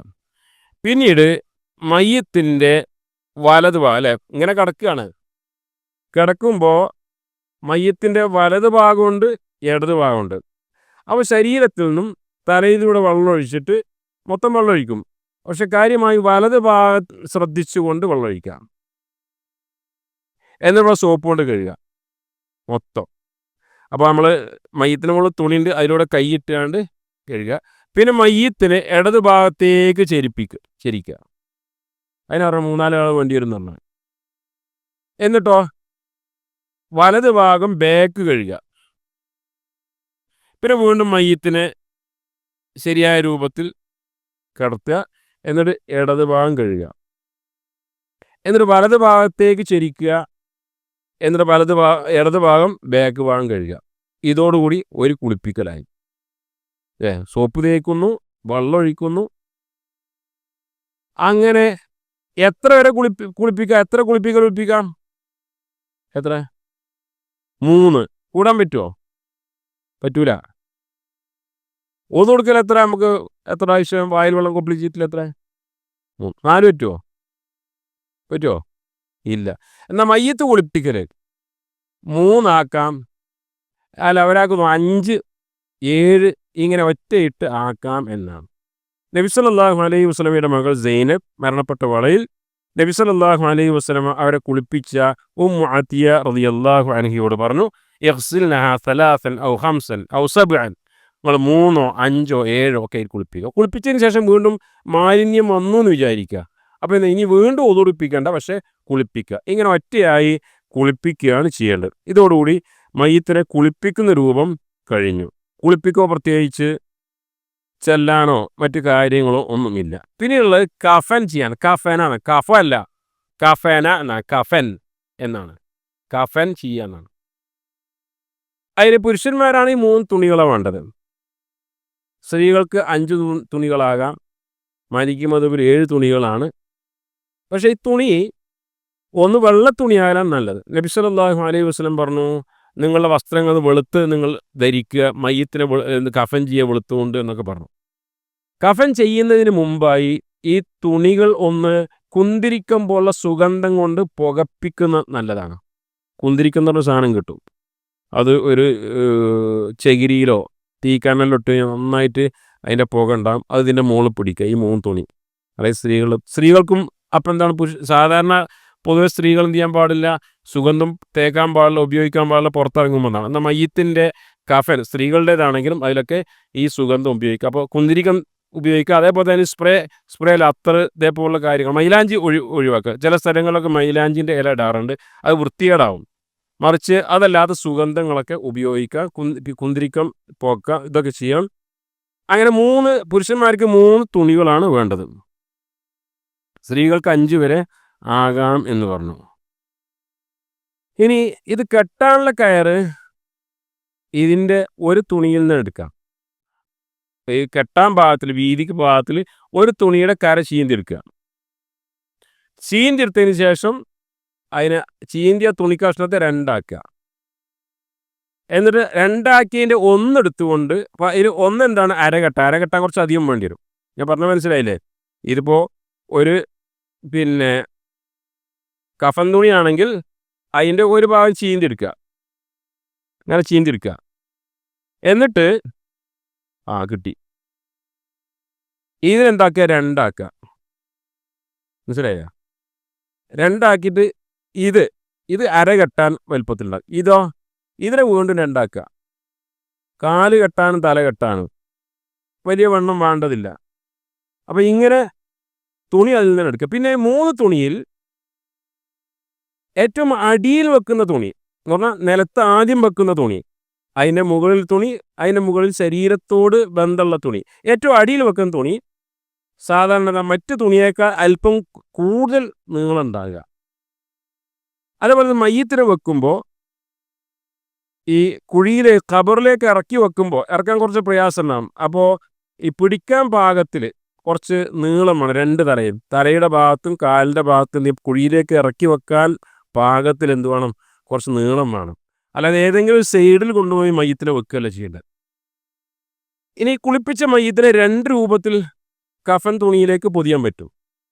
ഒന്നുകിൽ മയ്യത്തിനെ ഇവിടെ കുളിപ്പിച്ചു, അവിടെ എന്ത് ചെയ്യുക, 3 തുണികൾ ഇങ്ങനെ വിരിക്കുക. അടിയിൽ തുണി വിരിക്കുന്നതിന് മുമ്പ് അടിയിൽ 3 കയറ് ഇടുക, അതിൻ്റെ മുകളിൽ തുണി വെക്കുക. എന്നിട്ട് ഈ ഔറത്ത് കാണാത്ത രൂപത്തിൽ കുറച്ച് ആളുകൾ പിടിച്ച് മയ്യത്തിനെ അങ്ങോട്ട് വെക്കുക. പക്ഷെ അതിനേക്കാൾ എളുപ്പം എന്തെന്ന് വെച്ചാൽ ഈ കുളിപ്പിച്ച സ്ഥലത്ത് തന്നെ കഫൻ ചെയ്യാൻ പറ്റും. എങ്ങനെ? കുളിപ്പിച്ച സ്ഥലത്ത് തോർത്തുകൊണ്ട് വെള്ളമൊക്കെ തുടച്ച് നീക്കിയതിന് ശേഷം ഈ കഫൻ തുണി എന്ത് ചെയ്യുന്നത് വെച്ചാൽ 2 ഭാഗത്തും തിരക്കുക. ഇങ്ങനെ ഇവിടുന്ന് തിരക്കുക, ഇവിടുന്ന് ഇങ്ങനെ തിരക്കുക. മനസ്സിലായില്ലേ? എന്നിട്ട് മയ്യിത്തിനെ ഇവിടുന്ന് കാണൂല, മയ്യിത്തിനെ കാണൂല അല്ലേ?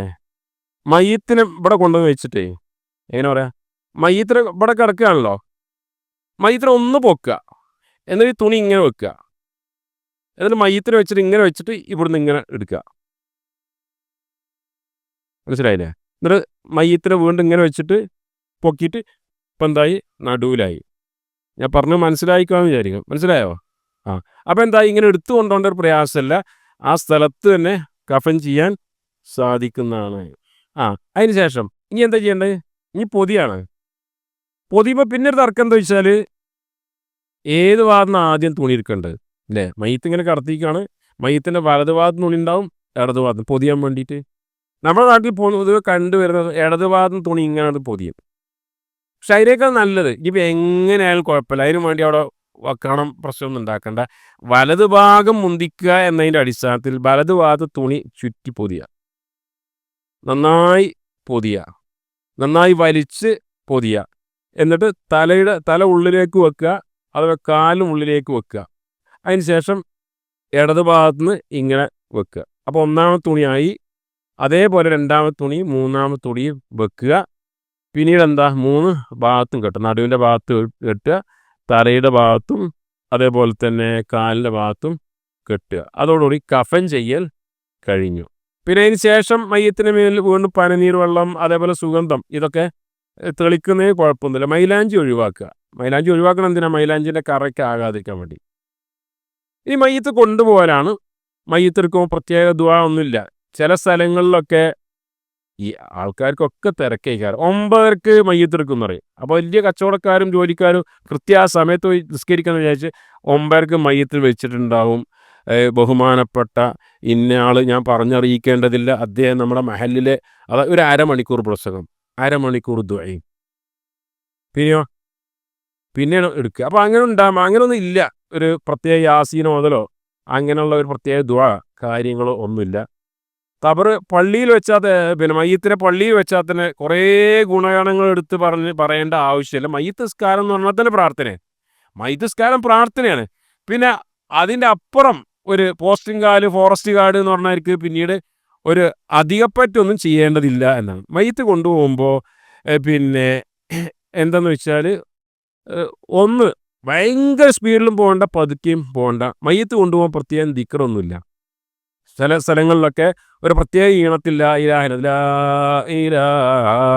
ഇല്ലല്ലാഹു ലാ ഇലാഹ ഇല്ലല്ലാഹ് എന്നൊരു ലാ ഇലാഹ ഇല്ലല്ലാഹ്. കുട്ടിനാട്ടും വേറെ ലാ ഇലാഹ ഇല്ലല്ലാഹയാണ്. അപ്പം അങ്ങനെ ലാ ഇലാഹ ഇല്ലല്ലാഹ് ഇത് ആര് പറഞ്ഞു? ഇവർക്ക് ഒന്നും പറ്റൂല, ലാ ഇലാഹ ഇല്ലല്ലാഹയും പറ്റൂല, ഒന്നും പറ്റൂല, യാസീനും പറ്റൂല. ദീന് എന്ന് പറയുമ്പോൾ ദുഹ്ർ 4 റക്അത്ത് അല്ലാതെ 5 റക്അത്ത് നിസ്കരിക്കാൻ പറ്റൂലല്ലോ. സുബഹി 3 റക്അത്ത് പറ്റൂലല്ലോ. അതുകൊണ്ട് തന്നെ ഇമാം നവവി പള്ളി ദർസുകളിൽ ഓതുന്ന ധാരാളം കിതാബുകളുണ്ട്. അതിൻ്റെ കർത്താവാണ് ഇമാം നവവി. അദ്ദേഹത്തിന് അൽ അദ്കാർ എന്ന് പറയുന്ന ഒരു ഗ്രന്ഥമുണ്ട്. അതിൽ അദ്ദേഹം വ്യക്തമായി പറഞ്ഞിരിക്കുകയാണ്, മയ്യത്ത് കൊണ്ടുപോകുമ്പോൾ നിശബ്ദമായി പോകണം എന്നതാണ് ചര്യ. അതിന് വിരുദ്ധമായി ഭൂരിപക്ഷം ആളുകൾ ചെയ്താലും ശരി, നീ ചെയ്യരുത്. ഭൂരിപക്ഷം ആൾക്കാരെന്ത് ചെയ്യും? ഇതേപോലെ ലാ ഇലാഹ ഇല്ലല്ലാഹ് ചെല്ലും, പക്ഷെ നീ ചെല്ലാൻ പാടില്ല എന്ന് ഇമാം നവവി 2-ാം ഷാഫിയാണ് ആ കാര്യം പറഞ്ഞിരിക്കുന്നത്. വാലം അന്ന സ്വവാബൽ മുഖ്താറ മാ കാന അലൈഹി സലഫ്, മുൻഗാമികളായ സഹാബിമാരും താബീങ്ങളും ഒക്കെ അവരുടെ ചര്യ എന്ന് പറഞ്ഞാൽ അത് ഫിഹാലി സൈരി മഅൽ ജനാസയുടെ കൂടെ പോകുമ്പോൾ എന്താണ്, അവിടെ നിശബ്ദമായി പോവുക. ഫലാ യുർഫഉ സൗത്തുൻ ബിഖിറാഅത്തിൻ വലാ ദിക്രിൻ, ദിക്റ് ചൊല്ലിക്കൊണ്ടോ ഖുർആൻ ഓതിക്കൊണ്ടോ ശബ്ദം ഉയർത്താൻ പാടില്ല എന്ന് പറയുന്ന 2-ാം ഷാഫിയാണ്. അപ്പോൾ ആ ഒരു ശരി. എന്നാൽ ഇനി വർത്താനം പറയാം, അതും പറ്റൂല എന്നർത്ഥം. നിശബ്ദമായി പോവുകയാണ് ചെയ്യേണ്ടത്. അപ്പോൾ അങ്ങനെയാണ് മയ്യത്ത് കൊണ്ടുപോകേണ്ടത്. സ്ത്രീകൾക്ക് പുരുഷന്മാരെ പോലെ മയ്യത്ത് കൊണ്ടുപോകുമ്പോൾ പിന്നാലെ പോവുക എന്നൊരു ചര്യ ഇല്ല. ജനാസ കൊണ്ടുപോകുമ്പോൾ അതിനെ പിന്തുടർന്ന് നടക്കലാണ്. മയ്യത്ത് കൊണ്ടുപോയി എങ്ങനെ മുമ്പിലും സഞ്ചരിക്കാം, പിന്നിലും സഞ്ചരിക്കാം. നല്ലത് ഏറ്റവും മയ്യത്തിനെ പിന്തുടരുക ആണല്ലോ. അപ്പോൾ പിന്നിൽ സഞ്ചരിക്കലാണ് നല്ലത്. വാഹനത്തിൽ പോകുന്ന ആളുകളെ സംബന്ധിച്ചിടത്തോളം അവർ പോകുന്നത് പിന്നെ മയ്യത്തിൻ്റെ പിന്നിലായിരിക്കണം പോകേണ്ടത് എന്ന കാര്യം നമ്മൾ മനസ്സിലാക്കണം. കഴിഞ്ഞു മയ്യത്തിനെ കൊണ്ടുപോയി കഴിഞ്ഞ് പിന്നെ മയ്യത്ത് നിസ്കാരം നമ്മുടെ നാട്ടിലൊക്കെ പള്ളിയിലാണ് ചെയ്യാറുള്ളത്. കാരണം പള്ളിയിലാണ് നമ്മളെ സൗകര്യങ്ങൾ. പൊതുവെ നബി സല്ലല്ലാഹു അലൈഹി വസല്ലമയുടെ കാലഘട്ടത്തിൽ പെരുന്നാൾ നിസ്കാരം, മഴയ്ക്ക് വേണ്ടിയുള്ള നിസ്കാരം, ഇതേപോലുള്ള സലാത്തുൽ ഇസ്തിസ്ഖാ, ഇതേപോലുള്ള കാര്യങ്ങളൊക്കെ മയ്യത്തിന് വേണ്ടി നിസ്കാരമൊക്കെ പള്ളിക്ക് പുറത്തായിരുന്നു. അപ്പോൾ ഇന്ന് മസ്ജിദ് നബവിയുടെ തൊട്ട് പിന്നെ പടിഞ്ഞാറ് ഭാഗത്ത് മസ്ജിദ് ഖമാമ എന്ന് പറയുന്ന പള്ളിയുണ്ട്. ആ പള്ളി ഉണ്ടായിരുന്ന സ്ഥലത്ത് നബി സല്ലല്ലാഹു അലൈഹി വസല്ലം ഇതേപോലെ നിസ്കാരങ്ങളാണ് ചെയ്തിരുന്നത്. എന്നാൽ അപൂർവമായി പള്ളിയിൽ വെച്ച് നമസ്കരിച്ചിരുന്നു. പള്ളിയിൽ നിസ്കരിക്കാം. പിന്നെ ആ ഒരു ധാരണ തിരുത്തേണ്ട, നമ്മുടെ നാട്ടിൽ സ്ത്രീകൾക്ക് മയ്യത്ത് നിസ്കരിക്കാൻ അവസരം കൊടുക്കാറില്ല ചില മഹല്ലുകളിൽ. അതെന്താണ്? ആണുങ്ങൾക്ക് മുമ്പേ പെണ്ണുങ്ങൾ നിസ്കരിക്കാൻ പാടില്ല എന്നാണ്. ചില ആളുകൾ പറയും പെണ്ണുങ്ങൾ മയ്യത്ത് നിസ്കാരം തന്നെയല്ല. ആലോചിച്ച് നോക്കി നിങ്ങൾ, പ്രിയപ്പെട്ട ഉമ്മ മരിച്ചിട്ടേ ഉമ്മാക്ക് വേണ്ടി മയ്യത്ത് നിസ്കരിക്കാൻ പോലും അനുവാദം കൊടുക്കുന്നില്ല എന്ന് പറയുമ്പോൾ, ആയിഷ റളിയല്ലാഹു അൻഹ ഒരിക്കലും സഅദ് ബിൻ അബി വഖാസ് റളിയല്ലാഹു അൻഹു അശ്റത്തുൽ മുബശ്ശിരീങ്ങളിൽപ്പെട്ട ആളാണ്. അദ്ദേഹം മരണപ്പെട്ട വേളയിൽ അദ്ദേഹത്തിൻ്റെ ജനാസ പള്ളിയിലേക്ക് കൊണ്ടുവരാൻ വേണ്ടി പറഞ്ഞു, നിസ്കരിക്കാൻ വേണ്ടി പറഞ്ഞു. അപ്പോൾ ആൾക്കാർക്ക് ഒരു അപരിചിതത്വം എന്താണ്? പെണ്ണ് നിസ്കരിക്കുക എന്നുള്ളതിലല്ല, മറിച്ച് നബി നിസ്കരിക്കൽ പള്ളിയിലല്ല, പള്ളിക്ക് പുറത്താണല്ലോ, ഞാൻ പറഞ്ഞ സ്ഥലത്താണല്ലോ. അപ്പോൾ ആയിഷ റളിയല്ലാഹു അൻഹ പറഞ്ഞു, നബി സല്ലല്ലാഹു അലൈഹി വസല്ലം എത്ര പെട്ടെന്ന് ആൾക്കാർ ഇത് മറന്നത്.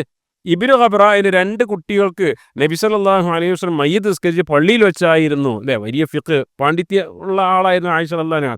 അങ്ങനെ പള്ളിയിൽ വെച്ച് സഅദ് ബിൻ അബി വഖാസ് റളിയല്ലാഹു അൻഹു ആയിഷ റളിയല്ലാഹു അൻഹ നിസ്കരിച്ചു. അപ്പോൾ പെണ്ണുങ്ങൾക്ക് മയ്യിത്ത് നിസ്കരിക്കാം, ഒരിക്കലും ആ ഒരു അവകാശം ഒഴിവാക്കേണ്ടതില്ല എന്ന് സൂചിപ്പിക്കുകയാണ്. പള്ളിയിൽ നിസ്കരിക്കുമ്പോൾ പിന്നെ ഒന്ന് ചെയ്യാറുള്ള എന്താ വെച്ചാൽ എല്ലാവരും അടുത്തടുത്ത് ഇങ്ങനെ നിൽക്കും. അല്ലേ, സാധാരണ നിസ്കരിക്കാനുള്ള ഒരു സഫ് കെട്ടുന്നതിൽ ആ ഇതുണ്ടല്ലേ, അടുത്തടുത്ത് ഇങ്ങനെ നിൽക്കും. അവിടെ ശ്രദ്ധിക്കേണ്ടത്, കണ്ടമാനം ആളുണ്ട്, പള്ളി സൗകര്യമില്ല എങ്കിൽ മാത്രം അടുത്തടുത്ത് നിൽക്കുക. അതല്ല ആൾക്കാർ കുറവാണ്, അല്ലെങ്കിൽ ആൾക്കാരുടെ പക്ഷെ വിശാലമായ പള്ളിയാണ് എങ്കിൽ സാധാരണ നിസ്കരിക്കുമ്പോഴുള്ള എത്ര ഡിസ്റ്റൻസ് ആണോ ആ ഡിസ്റ്റൻസിൽ തന്നെ നിൽക്കുകയാണ് ചെയ്യേണ്ടത്. പരമാവധി നേരത്തെ നമ്മൾ ഈ പള്ളിയിൽ വന്നിട്ട് ഒതുണ്ടാക്കുന്നതിന് പകരം വരുന്ന വഴിക്കോ മുൻകൂട്ടിയൊക്കെ ഒതുണ്ടായി കഴിഞ്ഞാൽ പെട്ടെന്ന് മയ്യിത്ത് നിസ്കരിക്കാൻ സാധിക്കുന്നതാണ്.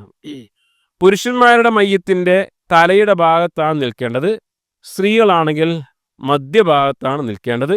മയ്യിത്ത് നിസ്കാരം ആർക്കും മയ്യിത്ത് നിസ്കരിക്കാം. എന്നാലും പ്രത്യേകിച്ച് പല വസിയത്ത് ആരെങ്കിലും പറഞ്ഞിട്ടുണ്ടെങ്കിൽ ആ വസിയത്തിനാണ് മുൻഗണന കൊടുക്കേണ്ടത്. മക്കൾക്കോ വേണ്ടപ്പെട്ട ആൾക്കാർക്കൊക്കെ മയ്യത്ത് നമസ്കരിക്കാവുന്നതാണ്. നിയത്തുണ്ടായിരിക്കണം, മുമ്പിലുള്ള മയ്യത്തിന് വേണ്ടി നമസ്കരിക്കുന്നു എന്ന് മനസ്സിൽ കരുതുക. എന്നിട്ട് അല്ലാഹു അക്ബർ എന്ന് പറഞ്ഞിട്ട് ഒന്നാമത്തെ തക്ബീറിന് ശേഷം സൂറത്ത് ഫാത്തിഹ ഓതുക. ചില റിപ്പോർട്ടുകൾ ഫാത്തിഹയ്ക്ക് പുറമെ മറ്റ് സൂറത്തുകളും ഓതാം എന്നാണ്. സൂറത്ത് ഇഖ്ലാസ്, മുഅ്മിനൂൻ, ഏത് സൂറത്ത് ഓതാം. രണ്ടാമത്തതിൽ അല്ലാഹു അക്ബർ എന്ന ഇബ്രാഹിമി സ്വലാത്ത്, അല്ലാഹുമ്മ സ്വല്ലി അലാ മുഹമ്മദിൻ വഅലാ ആലി മുഹമ്മദ് കമാ സല്ലൈത അലാ ഇബ്രാഹിം വഅലാ ആലി ഇബ്രാഹിം ഇസ്കാത്തിൽ തശഹുദിൽ എഴുതുന്ന ഇബ്രാഹിം സ്വലാത്ത്. മൂന്നാമത് അല്ലാഹു അക്ബർ എന്ന് പറഞ്ഞ് മയ്യത്തിന് വേണ്ടിയുള്ള പ്രാർത്ഥനയാണ്. അവിടെ നമ്മൾ ശ്രദ്ധിക്കേണ്ടത് ആ മയ്യത്തിന് അവസാനമായിട്ടുള്ള മയ്യത്ത് നിസ്കാരമാണ് നമ്മൾ നടത്തുന്നത്. അപ്പോൾ എത്ര കുറവ് ആളാണെങ്കിലും 3 സഫ് ആക്കണമെന്നാണ് നബി സല്ലല്ലാഹു അലൈഹി വസല്ലം അങ്ങനെ പറഞ്ഞു. ഒരു 4 ആളാണ് നിസ്കരിക്കാനുള്ളത് എങ്കിൽ എന്ത് ചെയ്യണം? 3 സഫ് ആക്കണം. അനസ് റളിയല്ലാഹു അൻഹു റിപ്പോർട്ടിൽ കാണാൻ സാധിക്കും അങ്ങനെ. പിന്നെ അതേപോലെ തന്നെ 40 ശിർക്ക് ചെയ്യാത്ത ആളുകളാണ് മയ്യത്തിന് വേണ്ടി നിസ്കരിക്കുന്നത് എങ്കിൽ അവരുടെ ശുപാർശ, മയ്യിത്ത് നിസ്കാരം എന്ന് പറഞ്ഞാൽ അള്ളാഹിനോട് പ്രാർത്ഥന, ആ പ്രാർത്ഥന സ്വീകരിക്കപ്പെടുമെന്നാണ്. അതുകൊണ്ട് പരമാവധി മയ്യിത്ത് നിസ്കാരത്തിന് എല്ലാവരും എത്തിപ്പെടാൻ ശ്രമിക്കേണ്ടതുണ്ട്. അവിടെ മൂന്നാമത്തിൽ മയ്യിത്തിന് വേണ്ടിയുള്ള പ്രാർത്ഥന അല്ലാഹുമ്മ ഗ്ഫിർ ലഹു വറഹംഹു വആഫി വഅഫു അൻഹു എന്ന് തുടങ്ങുന്ന പ്രാർത്ഥന. ഇവിടെ അല്ലാഹുമ്മ ഗ്ഫിർ, അല്ലാഹു അവന് പുറത്തു കൊടുക്കണേ. അപ്പോൾ ഈ പെണ്ണാണെങ്കിലോ, മരിച്ച് പെണ്ണാണ് വിചാരിക്കുക, അപ്പോൾ അല്ലാഹുമ്മ ഗ്ഫിർ ലഹ എന്ന് ചൊല്ലാം പ്രാർത്ഥനയുള്ളത്. ഇനി അതല്ല, ഒരാൾക്ക് അങ്ങനെ ഈ അറബിയുള്ള നമീറും കാര്യങ്ങളൊന്നും മാറ്റാൻ സാധിക്കുന്നില്ലെങ്കിൽ മയ്യത്ത് എന്നുള്ളത്, മയ്യത്ത് എന്ന അറബി വാക്കിന് അത് പുല്ലിങ്ങാണ്. അപ്പോൾ ആണാണെങ്കിലും പെണ്ണാണെങ്കിലും മയ്യത്ത് എന്നുള്ള പുല്ലിങ്ങാണ്. അതുകൊണ്ട് അല്ലാഹുമ്മ ഗ്ഫിർ ലഹു എന്ന് പെണ്ണാണെങ്കിലും അങ്ങനെ പ്രാർത്ഥിക്കാം. ഈ പ്രാർത്ഥന നിങ്ങൾക്ക് അറിയില്ലെങ്കിൽ നിർബന്ധമായും പഠിക്കണം. നമ്മളൊക്കെ ഭൗതികമായി നന്നായിട്ട് അറിയുന്ന കുട്ടികളെല്ലാം കാണാൻ പഠിക്കും, എല്ലാ ഫോർമുലയും കാണാൻ പഠിക്കും. വാപ്പാക്ക് വേണ്ടി മയ്യിത്ത് നിസ്കരിക്കുമ്പോൾ ചെല്ലാൻ കഴിയില്ല എന്ന് പറഞ്ഞാൽ, ചില നാട്ടിലെന്താ ചോദിച്ചാൽ, എന്നാൽ ഇജ്ജ് കയറിയെന്നോ, വലിയ മോനല്ലേ, ഓനാണെങ്കിൽ പടിഞ്ഞാട്ട് ഇതുവരെ തിരിഞ്ഞിട്ടുണ്ടാവില്ല. അങ്ങനെയുള്ള ആൾക്കാരെന്ത് ചെയ്യുന്നത്? മയ്യിത്ത് നിസ്കരിപ്പിക്കരുത്. ചെല്ലുന്ന ആള് എന്തായിരിക്കണം? നിസ്കരിക്കുന്ന ആൾ തീർച്ചയായും അതിൻ്റെ അർത്ഥം അറിയണം, അത് ചെല്ലാൻ അറിയണം. അതേപോലെ തന്നെ നാലാമത്തിന് ശേഷം പ്രാർത്ഥന ചൊല്ലാം, പ്രാർത്ഥന ചൊല്ലാതിരിക്കുക ഒക്കെ അനുവാദമുണ്ട്. ഒന്നിലധികം പ്രാർത്ഥനകൾ മയ്യിത്ത് നിസ്കാരത്തിൽ വന്നിട്ട് ഏതാണ് സൗകര്യപൂർവ്വം അതെടുക്കാം. കുട്ടികളാണെങ്കിൽ അല്ലാഹുമ്മ ജഅൽഹു ലനാ ഫുറത്തൻ വസലഫൻ എന്നൊക്കെ പറഞ്ഞ മറ്റ് പ്രാർത്ഥനകളുമുണ്ട്. പ്രാർത്ഥനകൾ വിശദമായി പറയാനുള്ള സമയമില്ല. അതോടുകൂടി എന്തായി? മയ്യിത്ത് നിസ്കാരം കഴിഞ്ഞു. അസ്സലാമു അലൈക്കും വറഹ്മത്തുള്ളാഹി എന്ന് പറഞ്ഞ് വലത്തോട്ട്, അതേപോലെ ഇടത്ത്, രണ്ട് ഭാഗത്തും. മറ്റ് ചില റിപ്പോർട്ടുകൾ പിന്നെ അബ്ദുല്ലാഹി ഇബ്നു മസ്ഊദ് റളിയല്ലാഹു റിപ്പോർട്ടിൽ അസ്സലാമു അലൈക്കും വറഹ്മത്തുള്ളാഹി എന്ന് പറഞ്ഞ് ഒരു ഭാഗത്തേക്ക് മാത്രം സലാം വീട്ടിയെന്ന് കാണാൻ സാധിക്കും. നമ്മുടെ നാട്ടിൽ പൊതുവെ രണ്ട് ഭാഗത്തേക്കും സലാം വീട്ടുന്നു എന്നുള്ളത് കൊണ്ട് തന്നെ നമ്മൾ രണ്ട് ഭാഗത്തേക്കും സലാം വീട്ടുക. അതോടുകൂടി മയ്യിത്ത് നിസ്കാരം കഴിഞ്ഞു. പിന്നീട് മയ്യിത്ത് മറവ് ചെയ്യലാണ്. മറവ് ചെയ്യൽ എന്താണ്? ഇബ്നു ഉമർ അബൂ ഹുറൈറ റളിയല്ലാഹുവിന്റെ ഹദീസിൽ ഒരാൾ മയ്യിത്ത് നിസ്കരിക്കുന്നത് വരെ നിന്ന് കഴിഞ്ഞാൽ ഒരു ഖീറാത്താണ്, ഉഹുദ് പർവ്വതത്തോളം കൂലിയാണ്. എന്നാൽ ഇനി കുറച്ചും കൂടി ഉണ്ട്. മറവ് മാടിക്കഴിയുന്നത് വരെ നിന്ന് കഴിഞ്ഞാൽ 2 ഖീറാത്ത് പ്രതിഫലമാണ്. ഒരിക്കലും നമ്മൾ നഷ്ടപ്പെടുത്തിക്കൂടാ. പിന്നെ കഫൻ തുണിയുടെ കെട്ടിയ 3 കെട്ടുകൾ അഴിച്ച് കബറിലേക്ക് ഇടുക. മധ്യഭാഗത്ത് തോർത്ത് കൊണ്ടോ മറ്റോ ഒരു കെട്ട് ഇടുക. കബറിലേക്ക് ഇറക്കുമ്പോൾ പിടുത്തം കിട്ടാൻ വേണ്ടിയാണ്. ഒരു തോർത്തെടുത്ത് മയ്യത്തിൻ്റെ നടുവിൽ കെട്ട്. എന്തിനാണത്? കുഴിയാകെ 3 ആൾ ഈ കുഴിൻ്റെ അവിടെ നിൽക്കണം. നടുവിലാൾക്കൾ 2 സൈഡിൽ നിൽക്കണം. ഈ മയ്യത്തിൻ്റെ തലയുടെ ഭാഗത്തും കാലിൻ്റെ ഭാഗത്തും കഫൻ ചെയ്തപ്പോൾ കുറച്ച് തുണി അധികം വെച്ച് പിടിക്കാൻ വേണ്ടിയാണ്. മധ്യഭാഗത്ത് നിൽക്കുന്ന ആൾക്ക് പിടിക്കാൻ വേണ്ടി ഒരു അഴിക്കാൻ പറ്റുന്ന രൂപത്തിൽ തോർത്ത് കെട്ടുക. എന്നിട്ട് ബിസ്മില്ലാ അലാ മില്ലത്തി റസൂലില്ലാ എന്ന് പറഞ്ഞ് കബറിലേക്ക് ഇറക്കി വെച്ചിട്ട് മയ്യത്തിനെ കിടത്തേണ്ട എങ്ങനെ? ചെരിച്ച് കിടത്തുക എന്നിട്ട്. അപ്പോൾ ഇത് കിബിലയാണല്ലോ. അപ്പോൾ ഇങ്ങനെ നമ്മൾ ഈ ഭാഗത്തേക്ക് തലയാക്കി ചെരിച്ച് കിടക്കുന്ന പോലെ മയ്യത്തിനെ കബറിലേക്ക് ചെരിച്ച് കിടത്തുക. 2 രൂപത്തിലാണ് ഖബർ ഉണ്ടാകുക. നമ്മുടെ നാട്ടിലൊക്കെ ഉള്ളത് ഇതാണ്. മുകളിൽ ഇപ്പം വീതിയുള്ള ഖബറായിരിക്കും, അടിയിൽ വീതി കുറഞ്ഞ. ആ അടിയിലുള്ള ഖബറിൽ മയ്യത്തിനെ പടിഞ്ഞാറേക്ക് ചെരിച്ച് കടത്തുന്ന രൂപത്തിലാണ് വെക്കുക. എന്നാൽ സൗദി അറേബ്യ പോലെ റസൂലുള്ളാഹി സ്വല്ലല്ലാഹു അലൈഹി വസല്ലമയുടെ ഖബർ അങ്ങനെ ഒരൊറ്റ കുഴി, എന്നിട്ടോ ഖിബിലയുടെ ഭാഗത്ത് തുരക്കുക, ഉള്ളിലേക്ക് തുരക്കുക. ഒരു മയ്യത്തിന് വെക്കാവുന്ന രൂപത്തിൽ പിന്നെ തുരക്കുക. എന്നിട്ട് മയ്യത്തിനുള്ളിൽ വെച്ചതിന് ശേഷം ഇഷ്ടി വെച്ച് മൊത്തത്തിൽ മണ്ണിടുക. ഇതിനാണ് ലഹദ് എന്ന് പറയുക. ഈ 2 രൂപത്തിലും ഖബർ മയ്യത്തിന് വെക്കാവുന്നതാണ്. എന്നിട്ടോ മണ്ണിടുക. മണ്ണിടുമ്പോൾ ഒരു 3 പിടി മണ്ണ് വാരിയിടുക. പ്രത്യേകിച്ച് ചെല്ലാനൊന്നുമില്ല. ചില ആളുകൾ മിൻഹാ ഖലഖനാകും വഫീഹാ നുഈദുകും വമിൻഹാ നുഖ്രിജുകും താറത്തൻ ഉഖ്റ എന്ന് ചെല്ലാറുണ്ട്. അത് സ്ഥിരപ്പെട്ട് വന്നിട്ടില്ല. പിന്നീട് ചെയ്യാനുള്ളത് ഖബറടക്കിയതിന് ശേഷം തിരിച്ചറിയാൻ വേണ്ടി കല്ല് വെക്കുക. 2 കല്ലുകൾ വെക്കുക. നമ്മുടെ നാട്ടിൽ പൊതുവെ 2 കല്ലാണ് വെക്കാറുള്ളത്. അവിടെ അതിന് പ്രത്യേകം മൊസൈക്ക് വേണം, മാർബിൾ വേണം, പേരെഴുതൽ വേണം. ഇതൊക്കെ ഇങ്ങനെ വെല്ലെ വന്ന് ഇങ്ങനെ ഒരു ബിദ്അത്തിലേക്ക് പോയിക്കൊണ്ടിരിക്കുകയാണ്. അപ്പോൾ മുമ്പ് എങ്ങനെ ഉണ്ടായിരുന്നു അതേപോലെ തന്നെ ചെടി 2 ഭാഗത്തും കുഴിച്ചിടുന്ന പതിവ് കാണാറുണ്ട്. അത് ഒഴിവാക്കലാണ് നല്ലത്. കാരണം നബി സല്ലല്ലാഹു അലൈഹി വസല്ലമയുടെ കാലത്ത് എത്രയോ ഖബറുകൾ ഉണ്ടായിട്ട് 2 ഖബറിൻ്റെ അടുക്കൽ മാത്രമേ നബി സല്ലല്ലാഹു അലൈഹി വസല്ലം ചെടിയല്ല കുഴിച്ചത്, ഒരു ഈത്തപ്പനയുടെ മടൽ അത് പൊളിച്ചു. അതിൻ്റെ ഒരു പൊളി ഒരു ഖബറിന്മേലും മറ്റൊരു പൊളി ഒരു ഖബറിലും വെച്ചു. എന്താ കാരണം? മദീനയിൽ 2 ഖബർ കണ്ടു. നബി സല്ലല്ലാഹു അലൈഹി വസല്ലം റഫ ഇന്നഹുമായി അദമൻ, ഇവർ 2 ഖബറിൽ ശിക്ഷ അനുഭവിക്കുകയാണ്. അതുകൊണ്ട് ഈ ഈത്തപ്പനയുടെ തടി ഉണങ്ങുന്നത് വരെ ഒരു പക്ഷേ അവർക്ക് ലഘൂകരണം കിട്ടിയേക്കാന്ന് പറഞ്ഞ് നബി വെച്ചതാണ്. അപ്പോൾ നമ്മൾ ഒരു ഖബറിൻ്റെ മുകളിൽ ചെടി കുത്തുകയാണെങ്കിൽ എൻ്റെ അർത്ഥം എന്താ? ഉറപ്പിച്ചു ഇവർ ഖബറിൻ്റെ അദാബിന് വിധേയരാണ് എന്ന്. അപ്പോൾ നമുക്ക് ചെയ്യേണ്ടതില്ല. സലഫുകളിൽ ശരി അങ്ങനെ ഇല്ല. പിന്നെ വെള്ളം ഒഴിക്കൽ എന്ന് പറഞ്ഞാൽ മഴക്കാലത്തും വെള്ളം ഒഴിക്കേണ്ട ആവശ്യമില്ല. മണ്ണ് പാറി, ഇപ്പോൾ സൗദി അറേബ്യയിലൊക്കെ എന്താണ്, മദീനയിലൊക്കെ മണലാണ്, കാറ്റത്ത് പാറിപ്പോവും. അതില്ലാതിരിക്കാൻ വേണ്ടിയാണ് വെള്ളം ഒഴിക്കുന്നത്. അതൊരു പ്രത്യേക രൂപത്തിൽ 3 പ്രാവശ്യം വെള്ളം ഒഴിക്കുക, അങ്ങനെയൊന്നുമില്ല. അത് വെള്ളത്തിൻ്റെ ആവശ്യം ഉണ്ടെങ്കിൽ ഒന്ന് കട്ടി പിടിക്കാൻ വേണ്ടി അല്ലെങ്കിൽ പാറിപ്പോകാതിരിക്കാൻ വേണ്ടി വെള്ളം ഒഴിക്കേണ്ടതുണ്ടെങ്കിൽ ഒഴിച്ചാൽ മതി. മഴക്കാലത്ത് ഒഴിക്കേണ്ട ആവശ്യമില്ല, ചെടികൾ കുത്തേണ്ട ആവശ്യമില്ല. പിന്നീട് അതിന് ശേഷം മയ്യത്ത് ഖബറടക്കി കഴിഞ്ഞ ശേഷമാണ് തസ്ബീത്ത് ചെല്ലേണ്ടത്. തസ്ബീത്ത് പറഞ്ഞാൽ എന്താ? ഇനി മുങ്കർ നക്കീർ വന്ന് ചോദിക്കുമ്പോൾ റബ്ബേ ഈ മയ്യത്തിന് സ്ഥൈര്യം കൊടുക്കണേ എന്ന് പറയാൻ വേണ്ടി. അതിന് പ്രത്യേക പ്രാർത്ഥന പഠിപ്പിച്ചു തന്നിട്ടില്ല. നമ്മുടെ നാട്ടിൽ അല്ലാഹുമ്മ സബ്ബിത്തു ഇൻദ സുആൽ അല്ലാഹുമ്മ അൽഹിമുൽ ജവാബ് എന്ന് പറഞ്ഞ് ചെല്ലാറുണ്ട്. അത് ഹദീസിൽ വന്നല്ല. എന്നാൽ ഒരു പ്രാർത്ഥന എന്നുള്ള നിലക്ക് ഒരാൾ അത് ചെല്ലുന്നതിന് കുഴപ്പമില്ല. അതിനേക്കാൾ നല്ല മനസ്സറിഞ്ഞ് റബ്ബേ ഈ മയ്യത്തിന് പുറത്തു കൊടുക്കണേ, മുൻകർ നക്കീറും ചോദിക്കുമ്പോൾ ഉത്തരം പറയാൻ കിട്ടണേ എന്ന് പറഞ്ഞ് പ്രാർത്ഥിച്ചാൽ മതിയാകും. തസ്ബീഹ് എന്ന് പറഞ്ഞ അതാണ്.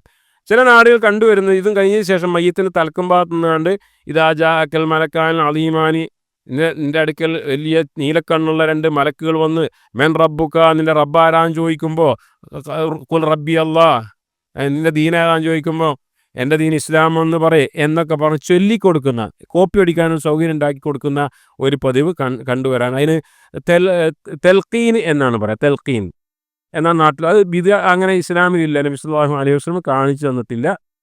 അപ്പോൾ ഇതോടുകൂടി മയ്യത്ത് എന്തായി? ഖബറടക്കി.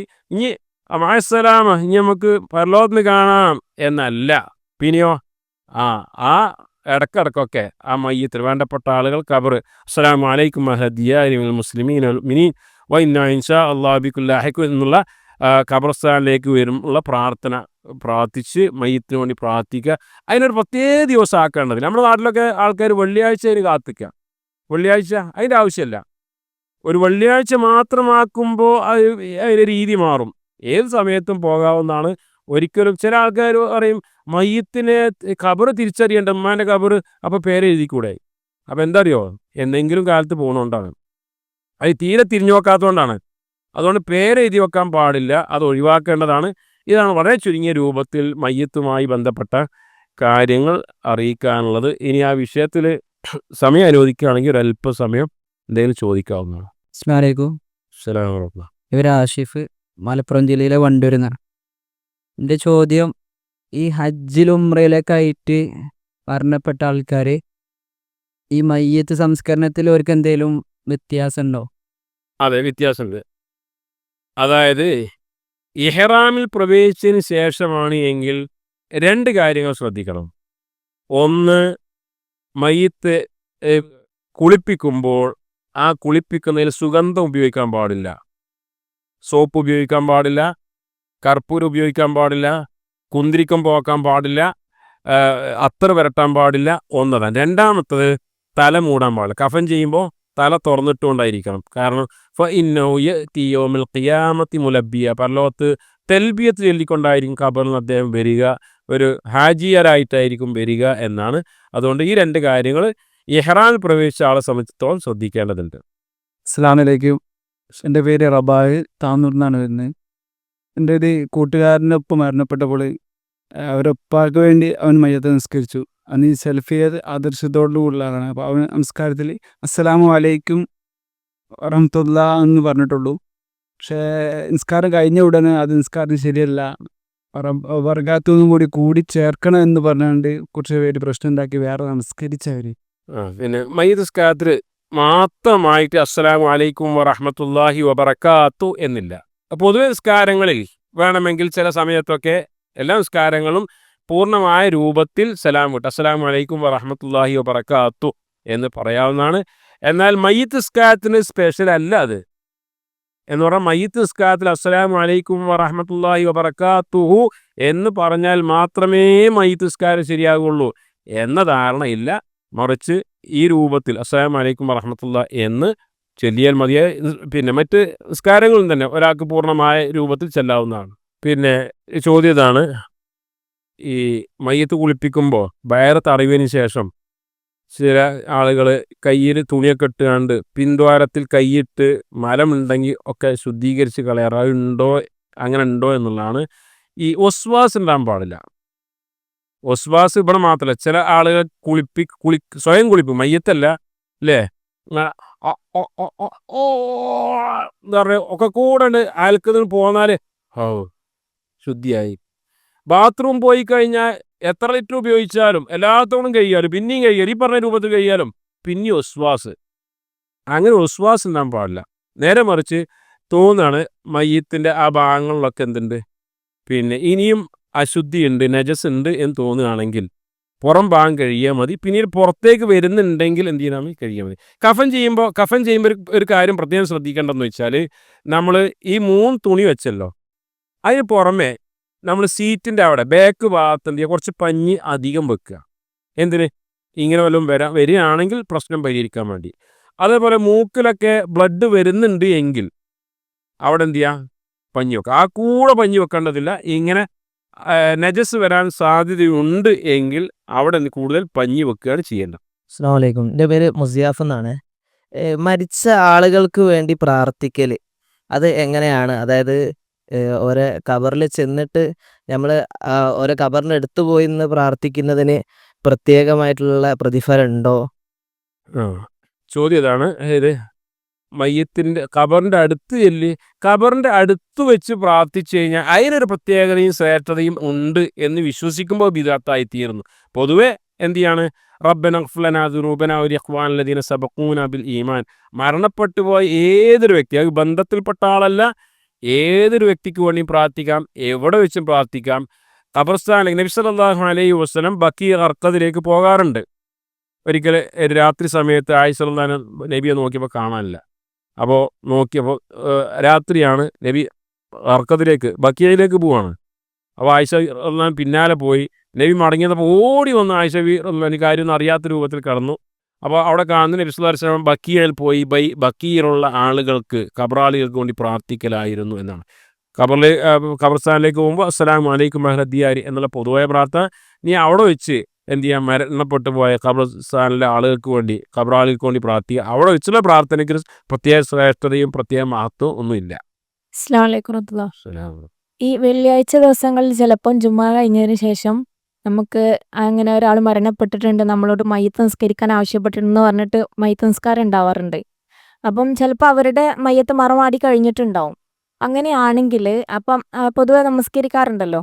അങ്ങനെയാണെങ്കിൽ ഇപ്പോൾ നമ്മുടെ ഏറ്റവും പ്രിയപ്പെട്ടവർ മരിക്കുന്ന സമയത്ത് നമുക്ക് നമസ്കരിക്കാൻ പറ്റാത്തൊരു സാഹചര്യം ആയിട്ടുണ്ടെന്നുണ്ടെങ്കിൽ, അപ്പം അത് കഴിഞ്ഞ് ഒരു 2 ദിവസം കഴിഞ്ഞിട്ട് നമ്മൾ ശുദ്ധിയായിട്ടുണ്ടെന്നുണ്ടെങ്കിൽ നമുക്ക് ആ ഒരു മയ്യത്തിന് വേണ്ടിയിട്ട് നിസ്കരിക്കാൻ പറ്റുമോ? ആ ചോദ്യം മറ്റൊരു ചോദ്യവുമായി കണക്ഷൻ ഉണ്ട്. കാരണം മറഞ്ഞ മയ്യത്ത് നിസ്കരിക്കാൻ പറ്റുമോ എന്ന ചോദ്യവുമായി ബന്ധമുണ്ട്. ഇപ്പോൾ നബി സല്ലല്ലാഹു അലൈഹി വസല്ലമയുടെ കാലഘട്ടത്തിൽ പല ആളുകളും പല സ്ഥലങ്ങളിലും വെച്ച് മരണപ്പെട്ടു. അവിടെ വെച്ച് മരണപ്പെട്ട ആളുകൾക്ക് വേണ്ടി നബി സല്ലല്ലാഹു അലൈഹി വസല്ലം പ്രത്യേകിച്ച് മയ്യിത്ത് നിസ്കരിച്ചു. മദീനയിൽ അടുത്ത വെള്ളിയാഴ്ച നമുക്ക് ഇന്ന സഹായി മരിച്ചിട്ടുണ്ട്, ഇന്ന റോമിൽ വെച്ച്, പേർഷ്യയിൽ വെച്ച് നമുക്ക് മയ്യിത്ത് നിസ്കരിക്കുക എന്ന് നബി പറഞ്ഞിട്ടില്ല. അതാണ് നബി ശരിയുള്ളത്. അതുകൊണ്ട് തന്നെ ഷെയ്ഖ് നാസറുദ്ദീൻ അൽബാനി അദ്ദേഹത്തിൻ്റെ കിതാബിൽ ജനായിൽ പ്രത്യേകമായി പറഞ്ഞു, ഈ മറഞ്ഞ മയ്യത്ത് എന്ന് പറഞ്ഞാൽ എന്താ? അന്യനാട്ടിൽ മരിക്കും. അപ്പോൾ ഗൾഫിൽ ഭർത്താവ് മരിച്ചു, ഇവിടെ നിസ്കരിക്കാൻ പറ്റുമല്ലേ?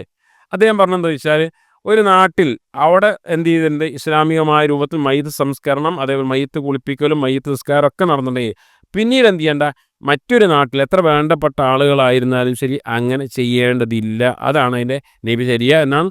അതേപോലെ തന്നെ സ്ത്രീകളുടെ വിഷയത്തിലും അവരുടെ മയ്യത്ത് നിസ്കരിക്കുന്ന പോലെ അവർ അശുദ്ധിയിലായിരുന്നു എങ്കിൽ പിന്നീട് ശുദ്ധിയായതിനു ശേഷം പ്രത്യേകിച്ചൊരു മയ്യത്ത് നിസ്കരിക്കേണ്ടതില്ല. അതോടൊപ്പം കൂട്ടി വായിക്കേണ്ടത്, ഒരാൾ ഇപ്പോൾ മയ്യത്ത് മറമാടി കഴിഞ്ഞ് കുറച്ച് ദിവസങ്ങൾക്ക് ശേഷമാണ് വന്നത് എങ്കിൽ അയാൾക്ക് വേണമെങ്കിൽ ഖബർസ്ഥാനിൽ പോയി ആ ഖബറിൻ്റെ അടുക്കൽ വെച്ച് മയ്യത്തിന് വേണ്ടി നിസ്കരിക്കാവുന്നതാണ്. അസ്സലാമു അലൈക്കും വറഹ്മത്തുള്ളാഹി. എൻ്റെ പേര് സാബിത്ത് എന്നാണ്, വടകരയിൽ നിന്ന് വരുന്നു. ഡൗട്ട് എന്ന് പറഞ്ഞാൽ, ഈ മരണാസന്നമായ ആൾക്കാരിൽ പേരിൽ മരണവേദന കുറക്കാൻ വേണ്ടി യാസീൻ ഓതിയെന്ന് സഹാബാക്കളല്ല താബിഈങ്ങളിൽ റിപ്പോർട്ട് വന്നെന്ന് കേട്ടിട്ടുണ്ട്. അത് ശരിയാണോ? മരണശേഷമല്ല, മരണവേദന കുറക്കാൻ വേണ്ടി. പൊതുവെ പിന്നെ അങ്ങനെ ഹദീസുകളിലൊന്നും ഇഖ്റഉ മൗതാക്കും യാസീൻ, മരണം ആസന്നമായ ആളുകൾക്ക് നിങ്ങൾ യാസീൻ ഓതുക എന്ന് പറഞ്ഞുള്ള ഒരു ഹദീസ് ദുർബലമാണ്. എന്നുകൊണ്ട് തന്നെ മരണം ആസന്നമായ ആളുടെ അടുക്കലോ അല്ലെങ്കിൽ മരിച്ചു കഴിഞ്ഞതിന് ശേഷമോ ഖുർആനോ യാസീനോ ഓതുന്നൊരു ശരിയ ഹദീസുകൾ സ്ഥിരപ്പെട്ടു വന്നിട്ടില്ല. അതാണ് ആ വിഷയത്തിൽ നമ്മൾ സ്വീകരിക്കേണ്ടത്. മയ്യത്തിൻ്റെ അടുക്കലോ രോഗിയുടെ അടുക്കൽ നിങ്ങൾ നല്ലത് പറയുക എന്ന് റസൂലുള്ളാഹി സ്വല്ലല്ലാഹു അലൈഹി വസല്ലം പറഞ്ഞു. കാരണം നിങ്ങൾ പറയുന്നതിന് മലക്കുകൾ ആമീൻ പറയുന്നു എന്നാണ്. അതുകൊണ്ട് തന്നെ നല്ല കാര്യങ്ങൾ പറയുക, പ്രത്യേകിച്ച് ഈ പിന്നെ സൂറത്തുകളും ആയത്തുകളും ചെല്ലുന്നതായി ഹദീസുകൾ വന്നിട്ടില്ല. അസ്സലാമു അലൈക്കും. എനിക്ക് 2 ചോദ്യങ്ങൾ ചോദിക്കാനുള്ളത്. ഉസ്താദ് പറഞ്ഞില്ലേനോ, അതായത് മരണപ്പെട്ട് കഴിഞ്ഞാൽ ഇത്രയും ധൃതിയിൽ നമ്മൾ മറവാടണം എന്നുള്ള.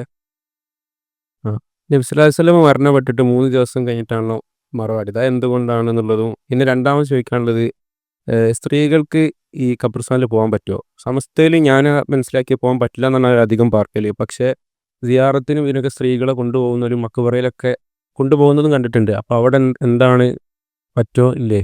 2 ചോദ്യങ്ങൾ. ഒന്നാമത്തെ ചോദ്യം, നബി സല്ലല്ലാഹു അലൈഹി വസല്ലമ വഫാത്തായി 3 ദിവസം കഴിഞ്ഞതിന് ശേഷമാണല്ലോ മറമാടി. എന്താ അപ്പോൾ ആ സുന്നത്തിന് വിരുദ്ധമായി സഹായിമാർ ചെയ്തത് എന്നാണ്.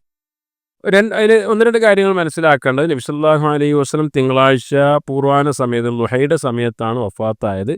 പിന്നീട് ബുധനാഴ്ച രാവിലെ എന്താണ് മറമാടി. അവർ നീണ്ട 3 ദിവസം എന്ന് പറയാനില്ല. രണ്ടാമത് അതിന് ചില കാര്യങ്ങളൊക്കെ തീരുമാനിക്കപ്പെടേണ്ട. ഇപ്പോൾ ഞാൻ വളരെ പെട്ടെന്ന് മനസ്സിലാകാൻ വേണ്ടി പറയാം. ഒരു പ്രധാനമന്ത്രി, ഇപ്പോൾ ഇന്നത്തെ കാലത്ത് ഒരു പ്രധാനമന്ത്രി മരിച്ചു കഴിഞ്ഞാൽ പലപ്പോഴും ആ പ്രധാനമന്ത്രി എപ്പോഴോ മരിച്ചിട്ടുണ്ടാവും. പക്ഷെ ആ വിവരം എപ്പോഴാണ് കിട്ടുന്നുള്ളൂ? ഇപ്പോഴത്തെ സാഹചര്യത്തിൽ ഇപ്പോൾ കുറേ കഴിഞ്ഞതിന് ശേഷമേ അറിയുള്ളൂ. ഒരു സൈനിക നേതാവ് മരിച്ചു കഴിഞ്ഞാൽ അങ്ങനെ ഒരു രാഷ്ട്രത്തിൻ്റെ സുരക്ഷിതത്വത്തിനും സുരക്ഷയ്ക്കും വേണ്ടി അങ്ങനെ ചില ക്രമീകരണങ്ങളുണ്ട്. അപ്പോൾ നബി സല്ലല്ലാഹു അലൈഹി വസല്ലം വഫാത്തായി കഴിഞ്ഞാൽ മദീന ആകെ പ്രക്ഷുബ്ധമാണ്. അനസ് റളിയല്ലാഹു അൻഹു പറയുന്നു, ഞങ്ങളുടെ ജീവിതത്തിൽ ഏറ്റവും സന്തോഷം നബി സല്ലല്ലാഹു അലൈഹി വസല്ലം മദീനയിലേക്ക് ഹിജ്റ ചെയ്ത് വന്ന ദിവസമാണ്. ഞങ്ങളുടെ ജീവിതത്തിൽ ഏറ്റവും ദുഃഖകരമായിരുന്നത് നബി സല്ലല്ലാഹു അലൈഹി വസല്ലം വഫാത്തായ ദിവസമാണ്. ഉമർ റളിയല്ലാഹു അൻഹു പറഞ്ഞ, നബി മരണപ്പെട്ടു എന്ന് ആരെങ്കിലും പറഞ്ഞാൽ അവൻ്റെ തല ഞാൻ എടുക്കും. മൂസ അലൈഹി സ്വലാത്തു വസ്സലാം തൗറാത്ത് സ്വീകരിക്കാൻ വേണ്ടി തൂരി സീനയിലേക്ക് പോയത് നബി സല്ലല്ലാഹു അലൈഹി വസല്ലം വിട്ടു നിൽക്കുകയാണ്. മരിച്ചു എന്ന് പറയാൻ പാടില്ല എന്ന് അത്തരത്തിൽ വൈകാര്യമായ രംഗങ്ങളുണ്ട്. അപ്പോൾ രണ്ടാമത്തത് സഹായന്മാർ മദീനയുടെ പള്ളിയുടെ അല്പം പടിഞ്ഞാറ് ഭാഗത്ത് വടക്ക് പടിഞ്ഞാറ് ഭാഗത്തുള്ള സഖീ ബനി സായിദയിൽ സമ്മേളിക്കുകയാണ്. എന്തിനാണ്? അടുത്ത ഖലീഫ ആരായിരിക്കണമെന്ന്. മുഹാജിരിങ്ങൾ പറഞ്ഞ് മുഹാജിരികളായിക്കോട്ടെ, അൻസാരികൾ പറഞ്ഞ് അൻസാരികളായിക്കോട്ടെ. അത് ഒരു പ്രശ്നമാവുമോ എന്നൊരു സംശയം ആ സമയത്ത് ഉമർ ബിൻ ഖത്താബ് റളിയല്ലാഹു അൻഹു അബൂബക്കർ സിദ്ദീഖ് റളിയല്ലാഹു കടന്നു ചെല്ലുകയും അങ്ങനെ പിന്നീട് എല്ലാവരുടെ അംഗീകാരത്തോടു കൂടി അബൂബക്കർ സിദ്ദീഖ് റളിയല്ലാഹു അൻഹു ഖലീഫയായി അംഗീകരിക്കുകയും പിന്നീട് അങ്ങനെ ചില ക്രമീകരണങ്ങൾ നടത്തേണ്ടതുണ്ടായിരുന്നു ഒരു രാഷ്ട്രത്തിൻ്റെ തലവൻ എന്ന നിലയ്ക്ക്. അതുകൊണ്ടാണ് ഒരല്പം ഒരു നീണ്ട 3 ദിവസം എന്ന് പറയാൻ സാധിക്കില്ല, എങ്കിലും അല്പം നീണ്ടു പോയത് അതിനാണ്. അതാണ് ആ വിഷയത്തിൽ സൂചിപ്പിക്കാനുള്ളത്. രണ്ടാമത് മയ്യത്ത് സിയാറത്ത് അല്ലേ, ഖബർ സിയാറത്തുമായി ബന്ധപ്പെട്ട സ്ത്രീകളുടെ ഖബർ സിയാറത്തുമായി ബന്ധപ്പെട്ട എന്താണ് അതിൻ്റെ ഹുക്മ് എന്നാണ് അവിടെ മനസ്സിലാക്കണം. ചോദ്യകർത്താവ് പറഞ്ഞ പോലെ പിന്നെ നമ്മുടെ നാട്ടിൽ ഖബർ സിയാറത്ത് എന്ന് പറഞ്ഞുകൊണ്ട് സ്ത്രീകളൊക്കെ ഒരു ബസ് കയറ്റി കൊണ്ടുപോകുന്നുണ്ട്. എങ്ങോട്ടാ? അവരുടെ വീടിൻ്റെ തൊട്ടടുത്തുള്ള പള്ളിക്കാട്ടിലേക്കാണോ? അല്ല. പിന്നെയോ ചില പ്രത്യേക കേന്ദ്രങ്ങളിലേക്ക്, നാഗൂർ, ഏർവാടി, മുത്തുപ്പേട്ട, അജ്മീർ, ഭീമാപ്പള്ളി, പട്ടാമ്പി ഇതേപോലുള്ള സ്ഥലങ്ങളിലേക്ക്. അപ്പോൾ അവിടെ ഖബർ സിയാറത്താണോ ഉദ്ദേശം? അല്ല, മറിച്ച് നമ്മളെ കാര്യങ്ങളൊക്കെ ഖബറിലുള്ള ആൾക്കാരോട് പറഞ്ഞ് ആ മഹാനവർക്ക് നമ്മളെ കാര്യങ്ങൾ പൂർത്തീകരിച്ച് തരാൻ വേണ്ടി സിയാറത്ത് ടൂറാണത്. അതും ഇതുവരെ യാതൊരു ബന്ധമില്ല. എന്നാൽ സ്ത്രീകളുടെ ഖബർ സിയാറത്തുമായി പണ്ഡിതന്മാർക്ക് ഒന്നിലധികം വീക്ഷണങ്ങളുണ്ട്.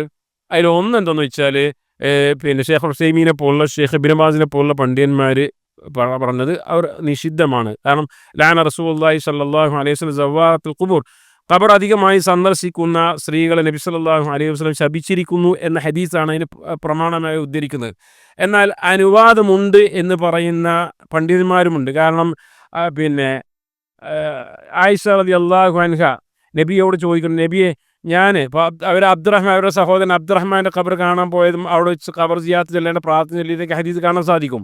അപ്പോൾ ഇത് രണ്ടും വെച്ചുകൊണ്ട് നമുക്ക് മനസ്സിലാക്കാനുള്ളത്, പുരുഷന്മാരെ പോലുള്ള ഒരു മുസ്തഹബ് പുണ്യകരമായൊരു വിധിയല്ല സ്ത്രീകൾക്ക് ആ വിഷയത്തിലുള്ളത്.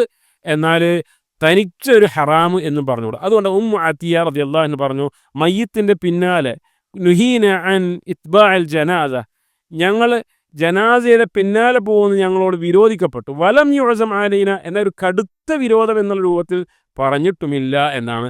അതാണ് ആ വിഷയത്തിൽ സ്ത്രീകൾക്ക് ഉള്ള ഖബർ സിയാറത്ത്. ഒന്ന്, സിയാറത്ത് ടൂർ ഏതായാലും പാടില്ല, അല്ലാത്തത് ഒരു ഒഴിവാക്കലാണ് നല്ലത് എന്നാണ് പറയാൻ സാധിക്കുക.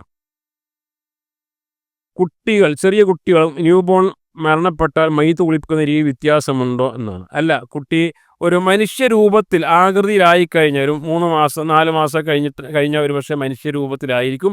ആയിക്കഴിഞ്ഞാൽ സാധാരണ എങ്ങനെയാണ് കുളിപ്പിക്കാറുള്ളത്, എങ്ങനെയാണ് കഫൻ ചെയ്യാറുള്ളത്, എങ്ങനെയാണോ മറമാടാറുള്ളത്, അങ്ങനെയാണ്.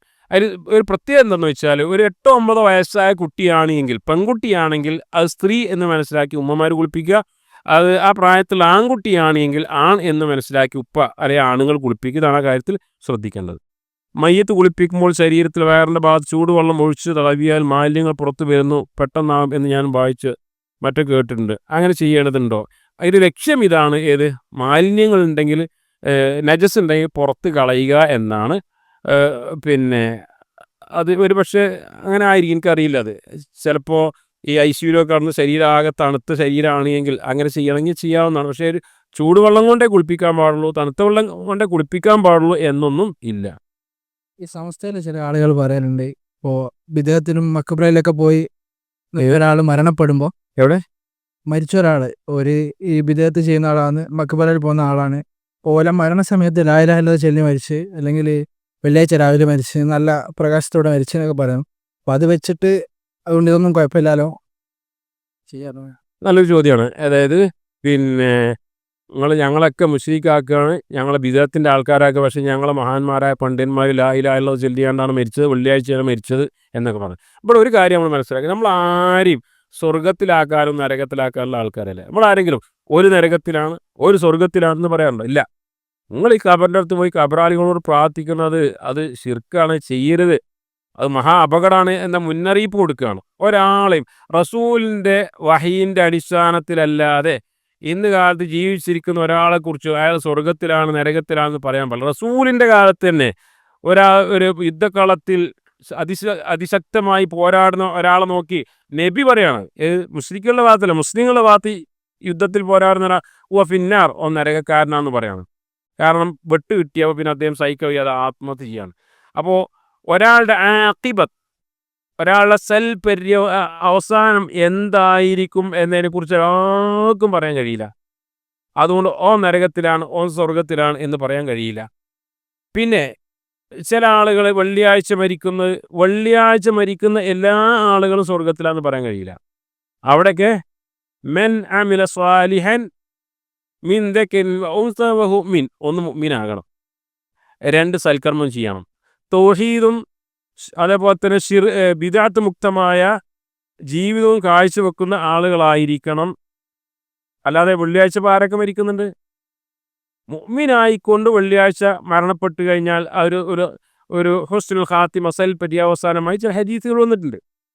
അതേപോലെ തന്നെ ലാ ഇലാഹ ഇല്ലല്ലാഹ്, മെൻ ഖാല ലാ ഇലാഹ ഇല്ലല്ലാഹ് ദഖൽ ജന്ന, ആരെങ്കിലും ലാ ഇലാഹ ഇല്ലല്ലാഹ് പറഞ്ഞാൽ മെൻ കാന ആഖിറു കലാമി ഇൻദൽ മൗതി ലാ ഇലാഹ ഇല്ലല്ലാഹ്, ഒരാളുടെ അവസാന വാക്ക് ലാ ഇലാഹ ഇല്ലല്ലാഹ് സ്വർഗത്ത് കയറി എന്നൊക്കെ പറയുമ്പോൾ അവിടെയൊക്കെ ഒരു നിബന്ധന വെക്കുന്നുണ്ട്. എന്താണ്? അവിടെ സാദിഖൻ മിൻ ഖൽബി, സത്യസന്ധമായി എന്നാണ്, മനസ്സറിഞ്ഞ് അല്ലാത്ത ഒരു ഇലാഹുമില്ല, ഒരു വിഗ്രഹങ്ങളും ഒരു ഖബറും ഇതൊന്നും ഇലാഹുകളല്ല എന്ന ഉറച്ച ബോധ്യത്തോടുകൂടി ലാ ഇലാഹ ഇല്ലല്ലാഹ് പറയണം. ആ നിബന്ധനയോടുകൂടി ലാ ഇലാഹ ഇല്ലല്ലാഹ് പറയണം. അതല്ലെങ്കിൽ എത്രയോ പാട്ട് പാടുന്ന ആൾക്കാരുണ്ട്, മുസ്ലിങ്ങളല്ലാത്ത ആൾക്കാർ, അവരൊക്കെ ആ പാട്ടിൻ്റെ കൂട്ടത്തിൽ ലാ ഇലാഹ ഇല്ലല്ലാഹ് ചെല്ലുന്നുണ്ട്. അപ്പോൾ അർത്ഥമറിഞ്ഞ് മനസ്സിലാക്കി സത്യസന്ധമായി മുഖ്ലിസൻ, ആത്മാർത്ഥമായിട്ടായിരിക്കണം ചെല്ലേണ്ടത്. അങ്ങനെ ഒരാൾ ചെല്ലുമ്പോൾ മാത്രമാണ് അയാൾ സ്വർഗത്തിലാണ് എന്ന് പറയാൻ സാധിക്കുക. ഒരാളെയും നമുക്ക് അയാൾ സ്വർഗത്തിലാണ് നരകത്തിലാണെന്ന് പറയാൻ കഴിയില്ല. എൻ്റെ ഒരു സുഹൃത്ത്, അവരുടെ 19 വയസ്സുള്ള മരിച്ചപ്പോൾ ആ മോൻ്റെ ഖബറത്തിൽ പോയി പ്രാർത്ഥിക്കാറുണ്ട്. അവരുടെ മാനസികാവസ്ഥ അതായിരുന്നു. അതിൽ തെറ്റില്ലല്ലോ, അവിടെ പോയി ആത്മാർത്ഥമായി പ്രാർത്ഥിക്കൽ മാത്രമേ ചെയ്യുള്ളൂ. ഖബർസ്ഥാനിൽ പോയി പ്രാർത്ഥിക്കാം. നബി സല്ലല്ലാഹു അലൈഹി വസല്ലം ബഖീയിൽ പോയി പ്രാർത്ഥിച്ചിരുന്നു പറഞ്ഞു. പക്ഷേ അവിടെ പോയി പ്രാർത്ഥിച്ചു കഴിഞ്ഞാൽ പ്രത്യേകമായി പ്രതിഫലം കിട്ടും, അതിന് പ്രത്യേകമായ പോലീസയുണ്ട് എന്ന് വിശ്വസിക്കാൻ പാടില്ല. എവിടെ വെച്ചും പ്രാർത്ഥിക്കുന്നത് പോലെ അവിടെ വെച്ച് പ്രാർത്ഥിക്കും. ഒരു പക്ഷേ അവിടെ വെച്ച് പ്രാർത്ഥിക്കുമ്പോൾ ആ ഉപ്പാനെങ്ങനെ കാണുന്ന പോലെ, മകനെ കാണുന്നത് പോലെ ജീവിതത്തിൽ കഴിഞ്ഞ അനുഭവങ്ങളൊക്കെ ഉണ്ടാകുമ്പോൾ ഒരു പക്ഷേ ആത്മാർത്ഥമായി പ്രാർത്ഥിക്കാൻ സാധിക്കുന്നുണ്ടാവും. അപ്പോൾ അങ്ങനെ ഖബർസ്ഥാൻ്റെ അടുത്ത് പോയി ഖബർസ്ഥാനിൽ പ്രാർത്ഥിക്കാം. അസ്സലാമു അലൈക്കും. ഞാൻ ഇടവണ്ണ പറഞ്ഞിട്ടുണ്ടെന്ന് തന്നെ എനിക്ക് 2 ചോദ്യമുണ്ട്. ഒന്ന്, ഇപ്പോൾ ഖബറിൽ നമ്മൾ വെക്കുമ്പോൾ പണ്ടൊക്കെ കാലത്ത് ഖബറിൻ്റെ മുകളിൽ മറ്റൊരു കല്ല് വെക്കുമല്ലോ, ചെരിച്ച് മണ്ണ് നേരെ മയ്യത്തിലേക്ക് വെക്കാൻ, അത് വെക്കണ്ടോ? അത് വെക്കില്ലെങ്കിൽ ഇപ്പം വെക്കണതിന് എന്താ കുറ്റമുണ്ടോ എന്നുള്ളതാണ്. പിന്നെ രണ്ടാമത് ചോദിക്കാനുള്ളത്, ഞാനിപ്പോൾ 4 ദിവസം ഇവിടെ ഒന്ന് കേട്ട്, ഏത് മയ്യത്ത് വെക്കാൻ സ്ഥലമില്ല കഴിഞ്ഞിട്ട് അവിടെ എന്താണ് സിസ്റ്റം ഉപയോഗിച്ചിട്ട് ഒരു 5 or 6 മയ്യത്തെ ഒരൊറ്റ കുഴിയിൽ എന്ന രീതിയിൽ ആദ്യം ഒന്ന് വെക്കുക, പിന്നെ ലിവർ ആക്കുമ്പോഴത്തെ അത് അടിക്ക് പോയിട്ട് വേറെ മയ്യത്തിനുള്ള സ്പേസ് അവിടെ വരിക, അങ്ങനെ ഒരു സിസ്റ്റം അവിടെ ഉള്ളതായി കാണുന്നുണ്ട്. അപ്പോൾ ഒരൊറ്റ ഖബറിൽ ഇപ്പോൾ 6 അടി മണ്ണിൽ വെക്കണം എന്നാണല്ലോ പറയല്. അപ്പം 6 അടി മണ്ണുണ്ടാവില്ല, ഒറ്റടി ഒരു 5-6 മയ്യത്ത് മുകളിൽ വരുമ്പോൾ അപ്പോൾ അങ്ങനെ എന്തെങ്കിലും തെറ്റുണ്ടോ അതാണ്.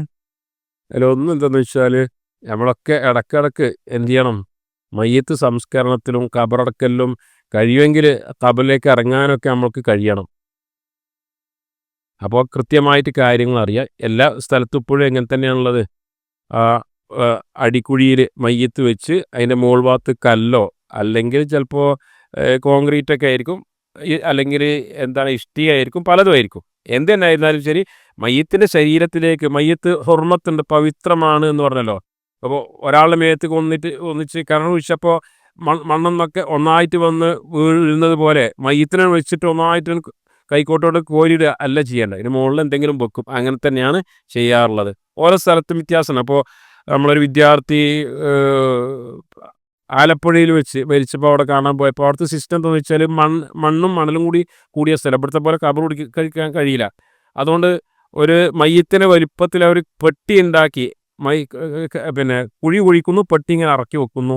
അങ്ങനെ സിസ്റ്റം ഉള്ളത്. അവിടെയൊക്കെ തന്നെ എന്തുണ്ട്, മുകൾ ഭാഗത്ത് പിന്നീട് എന്തോ കല്ലോ മരം എന്തൊക്കെ വെച്ചിട്ട് അതിൻ്റെ മുകളിലാണ് മണ്ണിടുക. അതെല്ലായിടത്തും അങ്ങനെ തന്നെ. രണ്ടാമത് ഒരു ഖബറിൽ തന്നെ ഒന്നിലധികം മയ്യത്തിനെ വെക്കാൻ പാടുണ്ടോ എന്ന്. 6 അടി മണ്ണ് എന്നൊക്കെ നമ്മൾ പാട്ടിലുണ്ടാക്കിയാണ്. 6 അടിയാകാൻ അതിന് കൂടുതലാണ്. കൊറോണ കാലത്ത് 6 അല്ലായിരുന്നു അല്ലേ? കൊറോണ കാലത്ത് എത്ര അടിയിലായിരുന്നു ഉണ്ടായത്? അപ്പോൾ അവിടെ ഒന്ന് മയ്യത്തിനെ മറമാടിയ ശേഷം മറ്റു ജീവികളൊക്കെ വലിച്ചെടുക്കുന്ന ഒരവസ്ഥ ഉണ്ടാകാൻ പാടില്ല എന്നുള്ളവർക്കാണ് ആഴത്തിലായിരിക്കണം, ദുർഗന്ധം ഉണ്ടാകാൻ പാടില്ല, മറ്റുള്ളവർക്ക് ബുദ്ധിമുട്ടുണ്ടാകാൻ പാടില്ല എന്നൊക്കെ പറഞ്ഞത്. അപ്പോൾ ഒന്നിലധികം മയ്യത്ത് വെക്കേണ്ട ഒരു സാഹചര്യം ഉണ്ടാകുകയാണെങ്കിൽ അങ്ങനെ ചെയ്യാം. ഉഹദ് യുദ്ധത്തിലൊക്കെ നബി സല്ലല്ലാഹു അലൈഹി വസല്ലം ഒരു ഖബറിൽ തന്നെ ഒന്നിലധികം സഹായിമാരെ വെച്ചു. എന്നിട്ടോ ആർക്കാ കൂടുതൽ ഖുർആൻ അറിയാം അവരാദ്യം വെച്ചു. ആ രൂപത്തിലാണ് തർത്തീബാക്കിയിരുന്നത്. അപ്പോൾ അങ്ങനെ ഒരു സാഹചര്യം വരുമ്പോൾ ഖബറിൽ തന്നെ ഒന്നിലധികം ആളുകൾ, അപ്പോൾ അതിനനുസരിച്ച് സ്വാഭാവികം അതിനനുസരിച്ച് കുഴീൻ്റെ വലിപ്പം കാര്യങ്ങളൊക്കെ വേണ്ടി വരും. അസ്സലാമു അലൈക്കും വറഹ്മത്തുള്ളാഹി. 2 സംശയങ്ങളാണുള്ളത്. ഒന്നാമത്, സുന്നി സമസ്ത ആശയങ്ങളിൽപ്പെട്ട ഒരാൾ മരണപ്പെട്ട് കഴിഞ്ഞാൽ അവർക്ക് വേണ്ടി പ്രാർത്ഥിക്കാനോ നമസ്കരിക്കാനോ ചെയ്യുന്നതിൽ എന്തെങ്കിലും ബുദ്ധിമുട്ടുണ്ടോ? രണ്ടാമതായി, ഈ ആളുകൾ തന്നെ മരണപ്പെട്ട് കഴിഞ്ഞാൽ ചിലപ്പോൾ ഒരു പിടി മണ്ണ് ഒരാൾ കൊണ്ടുവരുന്നത് കാണാം മന്ത്രി ചൂതിയിട്ട്. അതിൻ്റെ വിധി എന്താണ്? അതെന്താണ് ചെയ്യാറ്?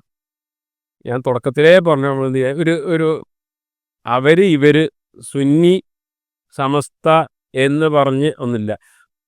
ഇപ്പോൾ ലോകത്ത് അങ്ങനെ ഒരു സംഘടന ഇല്ല വിചാരിക്കും. അപ്പോൾ എന്തായിരിക്കും അവിടെയൊക്കെ അടിസ്ഥാനം എന്താണ്? ഈമാനും അമലും സാലിഹുമുണ്ടോ എന്നാണ്. അത് കൃത്യമായി മനസ്സിലാക്കാൻ പറഞ്ഞുതരാം. അപ്പോൾ ഈ സമസ്തയിൽ നിൽക്കുന്ന കുറേ മുസ്ലിംമാർ, ഇപ്പോൾ ഫൈസൽ മൗലവി ആരായിരുന്നു? ഫൈസൽ മൗലവി ഇപ്പോൾ എൻ്റെ മൊബൈലിൽ മൂപ്പര് പേര് ഫൈസൽ മുസ്ലിയാരെന്ന് എഴുതിയിരിക്കുന്നത്. മുസ്ലിയാരായിരുന്നു. അദ്ദേഹം മുസ്ലിയാരായിരിക്കുന്ന കാലത്തും എനിക്കറിയില്ല, ഒരു പക്ഷേ ചിലപ്പോൾ കൂട്ടുപ്രാർത്ഥന നടത്തിയിട്ടുണ്ടാവും. എന്തായാലും മനസ്സിലെന്തുണ്ടാവും, ശിർക്കില്ല, അത് ചെയ്യാൻ പാടില്ല എന്നൊക്കെ ആയിരിക്കും. എത്രയോ ആളുകൾ ഇപ്പോഴുണ്ടാവും സംസ്ഥയിൽ, കുറേ ആൾക്കാർ എന്തെങ്കിലുമൊക്കെ ബിദ്അത്തുണ്ടാവും, പക്ഷേ ഈ പറഞ്ഞ ഷിർക്കിൻ്റെ ഇതിലേക്ക് അവർ പോവില്ല. അപ്പോൾ അതുകൊണ്ട് തന്നെ ഒരാളെ നോക്കിയിട്ട് മൊത്തത്തിൽ കാടടച്ച് സമസ്തക്കാർ ഒരു പിന്നിൽ നിസ്കരിക്കാൻ പാടില്ല എന്ന് പറയാൻ പാടില്ല. ഒരാൾ അല്ലല്ലാത്ത ആൾക്കാർ എന്തിനും വിളിച്ച് പ്രാർത്ഥിക്കാം. അല്ലല്ലാത്ത ആൾക്കാർ വിളിച്ച് പ്രാർത്ഥിക്കുന്നതും അള്ളാഹിനോട് വ്യത്യാസമുണ്ട്. KSRTC ബസ് പോണവർക്കാണ് അള്ളാഹിനോട് പ്രാർത്ഥിച്ചു കഴിഞ്ഞാൽ ബെൻസുകാർ പോണ പോലെയാണ് ഈ ഔലിയാക്കന്മാരോട് ചോദിച്ചാൽ എന്നൊക്കെ വിശ്വാസം മനസ്സിൽ ഉള്ള ആളുകൾ പിന്നെ തൽക്കാലം നമ്മൾ നിസ്കരിക്കേണ്ട. അല്ലാത്ത ആളുകൾ സമസ്തക്കാരാന്ന് പറഞ്ഞാൽ ഒഴിവാക്കാൻ പാടില്ല. ഒരാൾ മരിച്ചു കഴിഞ്ഞ് നമ്മൾ ആത്മാർത്ഥമായി പ്രാർത്ഥിക്കുക ചെയ്യേണ്ടത്. ആത്മാർത്ഥമായി വിദ്യാർത്ഥും കാര്യങ്ങളൊക്കെ ഉണ്ടെങ്കിലും ശരി, ആത്മാർത്ഥമായി അവർക്ക് പ്രാർത്ഥിക്കുകയാണ് ചെയ്യേണ്ടത്. അതായിരുന്നു ഒന്നാമത് ചോദ്യം. രണ്ടാമത് ചോദ്യം ഇപ്പം എന്തെങ്കിലും പറഞ്ഞ് ഒരു പിടി മണ്ണ് വാരി വെക്കണം. എന്താ, പണ്ടത്തെ കാലത്ത് മോത്തെഴുത്ത് എന്ന് പറഞ്ഞ സമ്പ്രദായം ഉണ്ടായിരുന്നു. ഞങ്ങളെ നാട്ടിലൊന്നും കണ്ടിട്ടില്ല, ഞാൻ കണ്ടിട്ടില്ല, ഉണ്ടായെന്ന് പറഞ്ഞേക്കാം. എന്ന് പറഞ്ഞാൽ മുൻകർ നക്കീറും ചോദ്യം ചെയ്യാൻ വരുമ്പോൾ ഓലും ഞെട്ടണം. ആര്? മുൻകർ നക്കീറും. കാരണം ഈ മരണപ്പെട്ട് കിടക്കുന്ന ആള് തൊട്ട് പോയത് ഇയാൾക്ക് അബ്ദുൽ ഖാദർ ജീലാനി വരെയുള്ള സിരിസിലുണ്ട് ഉണ്ട്.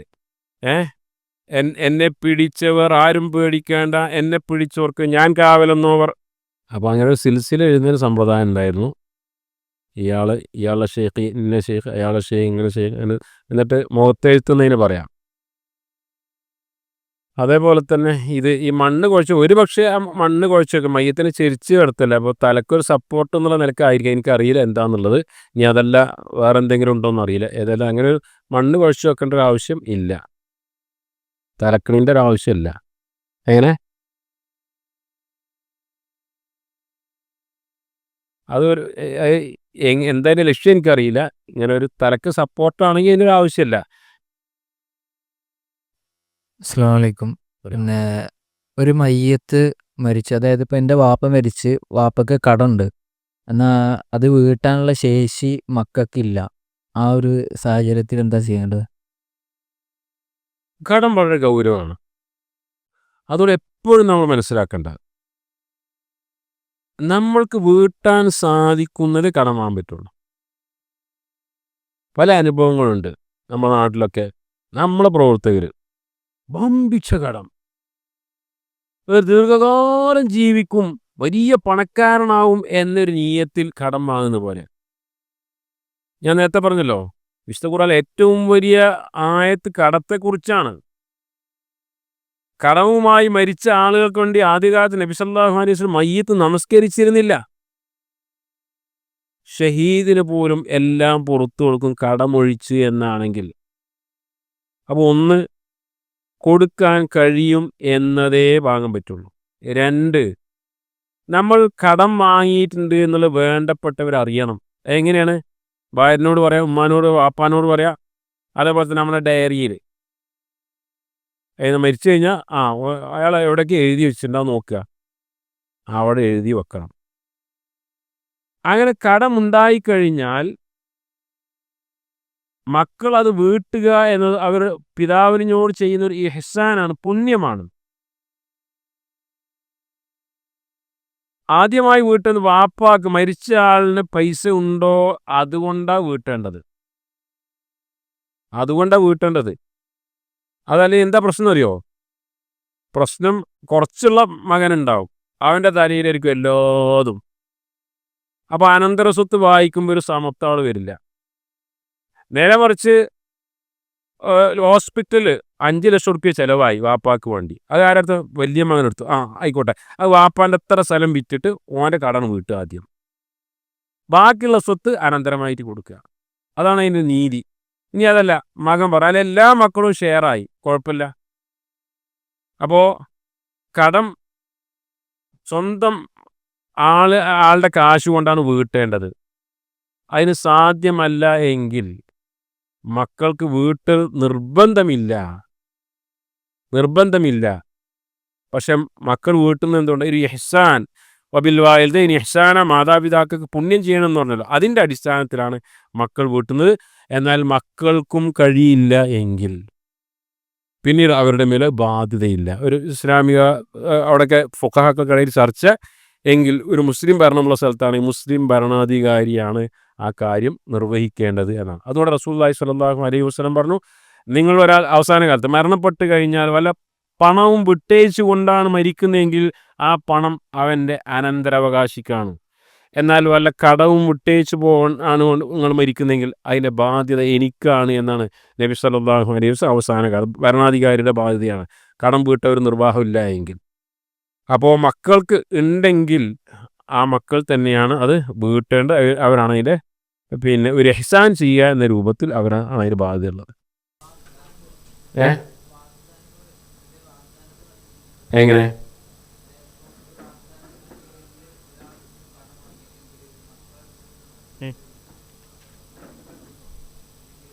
Perché പിന്നെ ചില കറിയിൽ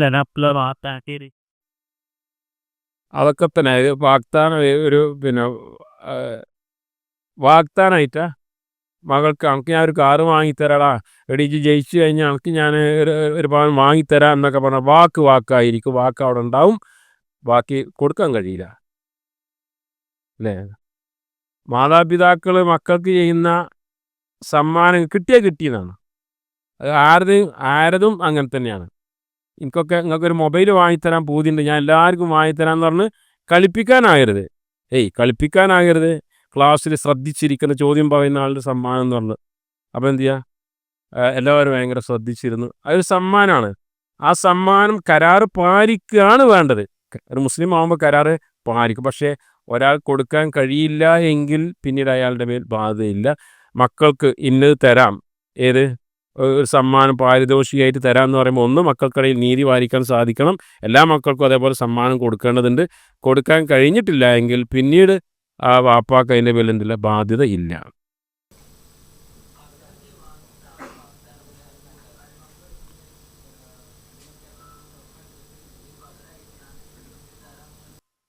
അതായത് ആരുടെയും സ്വർണ്ണോ മറ്റൊക്കെ വാങ്ങി അതിന് പിന്നീട് സ്വത്ത് വിറ്റിട്ട് തരണ്ട്, അല്ലെങ്കിൽ ഞാൻ പിന്നീട് തരണ്ട് എന്നായ കടം തന്നെയാണ്.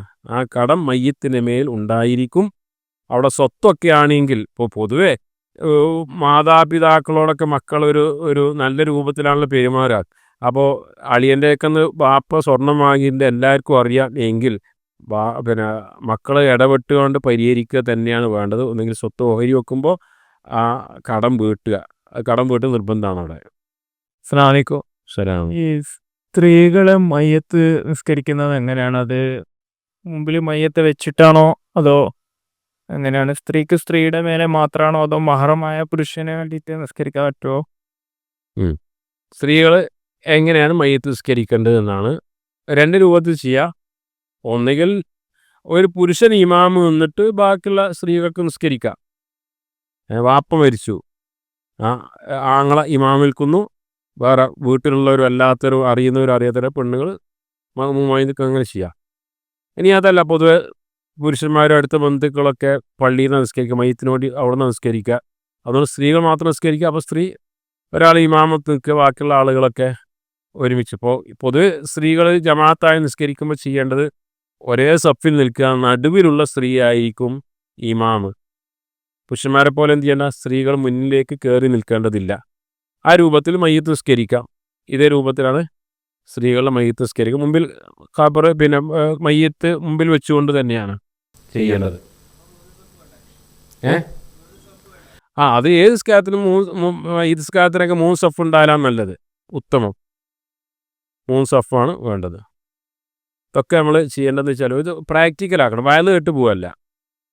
മയ്യത്തകം കുളിപ്പിച്ച് നോക്കുക. മയ്യത്തിൻ്റെ അടുത്തേക്ക് തന്നെ പോലെ പേടിയേറ്റ്, അങ്ങനെയല്ല. കുറേയൊക്കെ പഠിച്ച ആളുകളാണ് ചെയ്യേണ്ടത്. നാട്ടിലൊരു ആചാരം അനുസരിച്ച് ഇങ്ങനെ ചെയ്തു പോകല്ല വേണ്ടത്. പഠിച്ച ആളുകൾ ആ വിഷയത്തിലുള്ള അറബി കിതാബുണ്ട്. എനിക്ക് തോന്നുന്നു ആ വിഷയത്തിൽ ഷെയ്ഖ് നാസറുദ്ദീൻ അൽബാനിയുടെ കിതാബ് ഇംഗ്ലീഷിലും കാര്യങ്ങളൊക്കെ ഉണ്ട്. മലയാളത്തിൽ എനിക്കറിയില്ല ആ വിഷയത്തിലുണ്ടോന്ന്. മയ്യത്ത് പുസ്തകങ്ങളുണ്ട് ഏതായിരുന്നാലും. അത് ഉണ്ടോ? മാഷാ അല്ലാഹ്. അപ്പോൾ ശരി. സുബ്ഹാനക അല്ലാഹുമ്മ ബിഹംദിക അശ്ഹദു അല്ലാ ഇലാഹ ഇല്ലാ അൻത അസ്തഗ്ഫിറുക വഅതൂബു ഇലൈക്.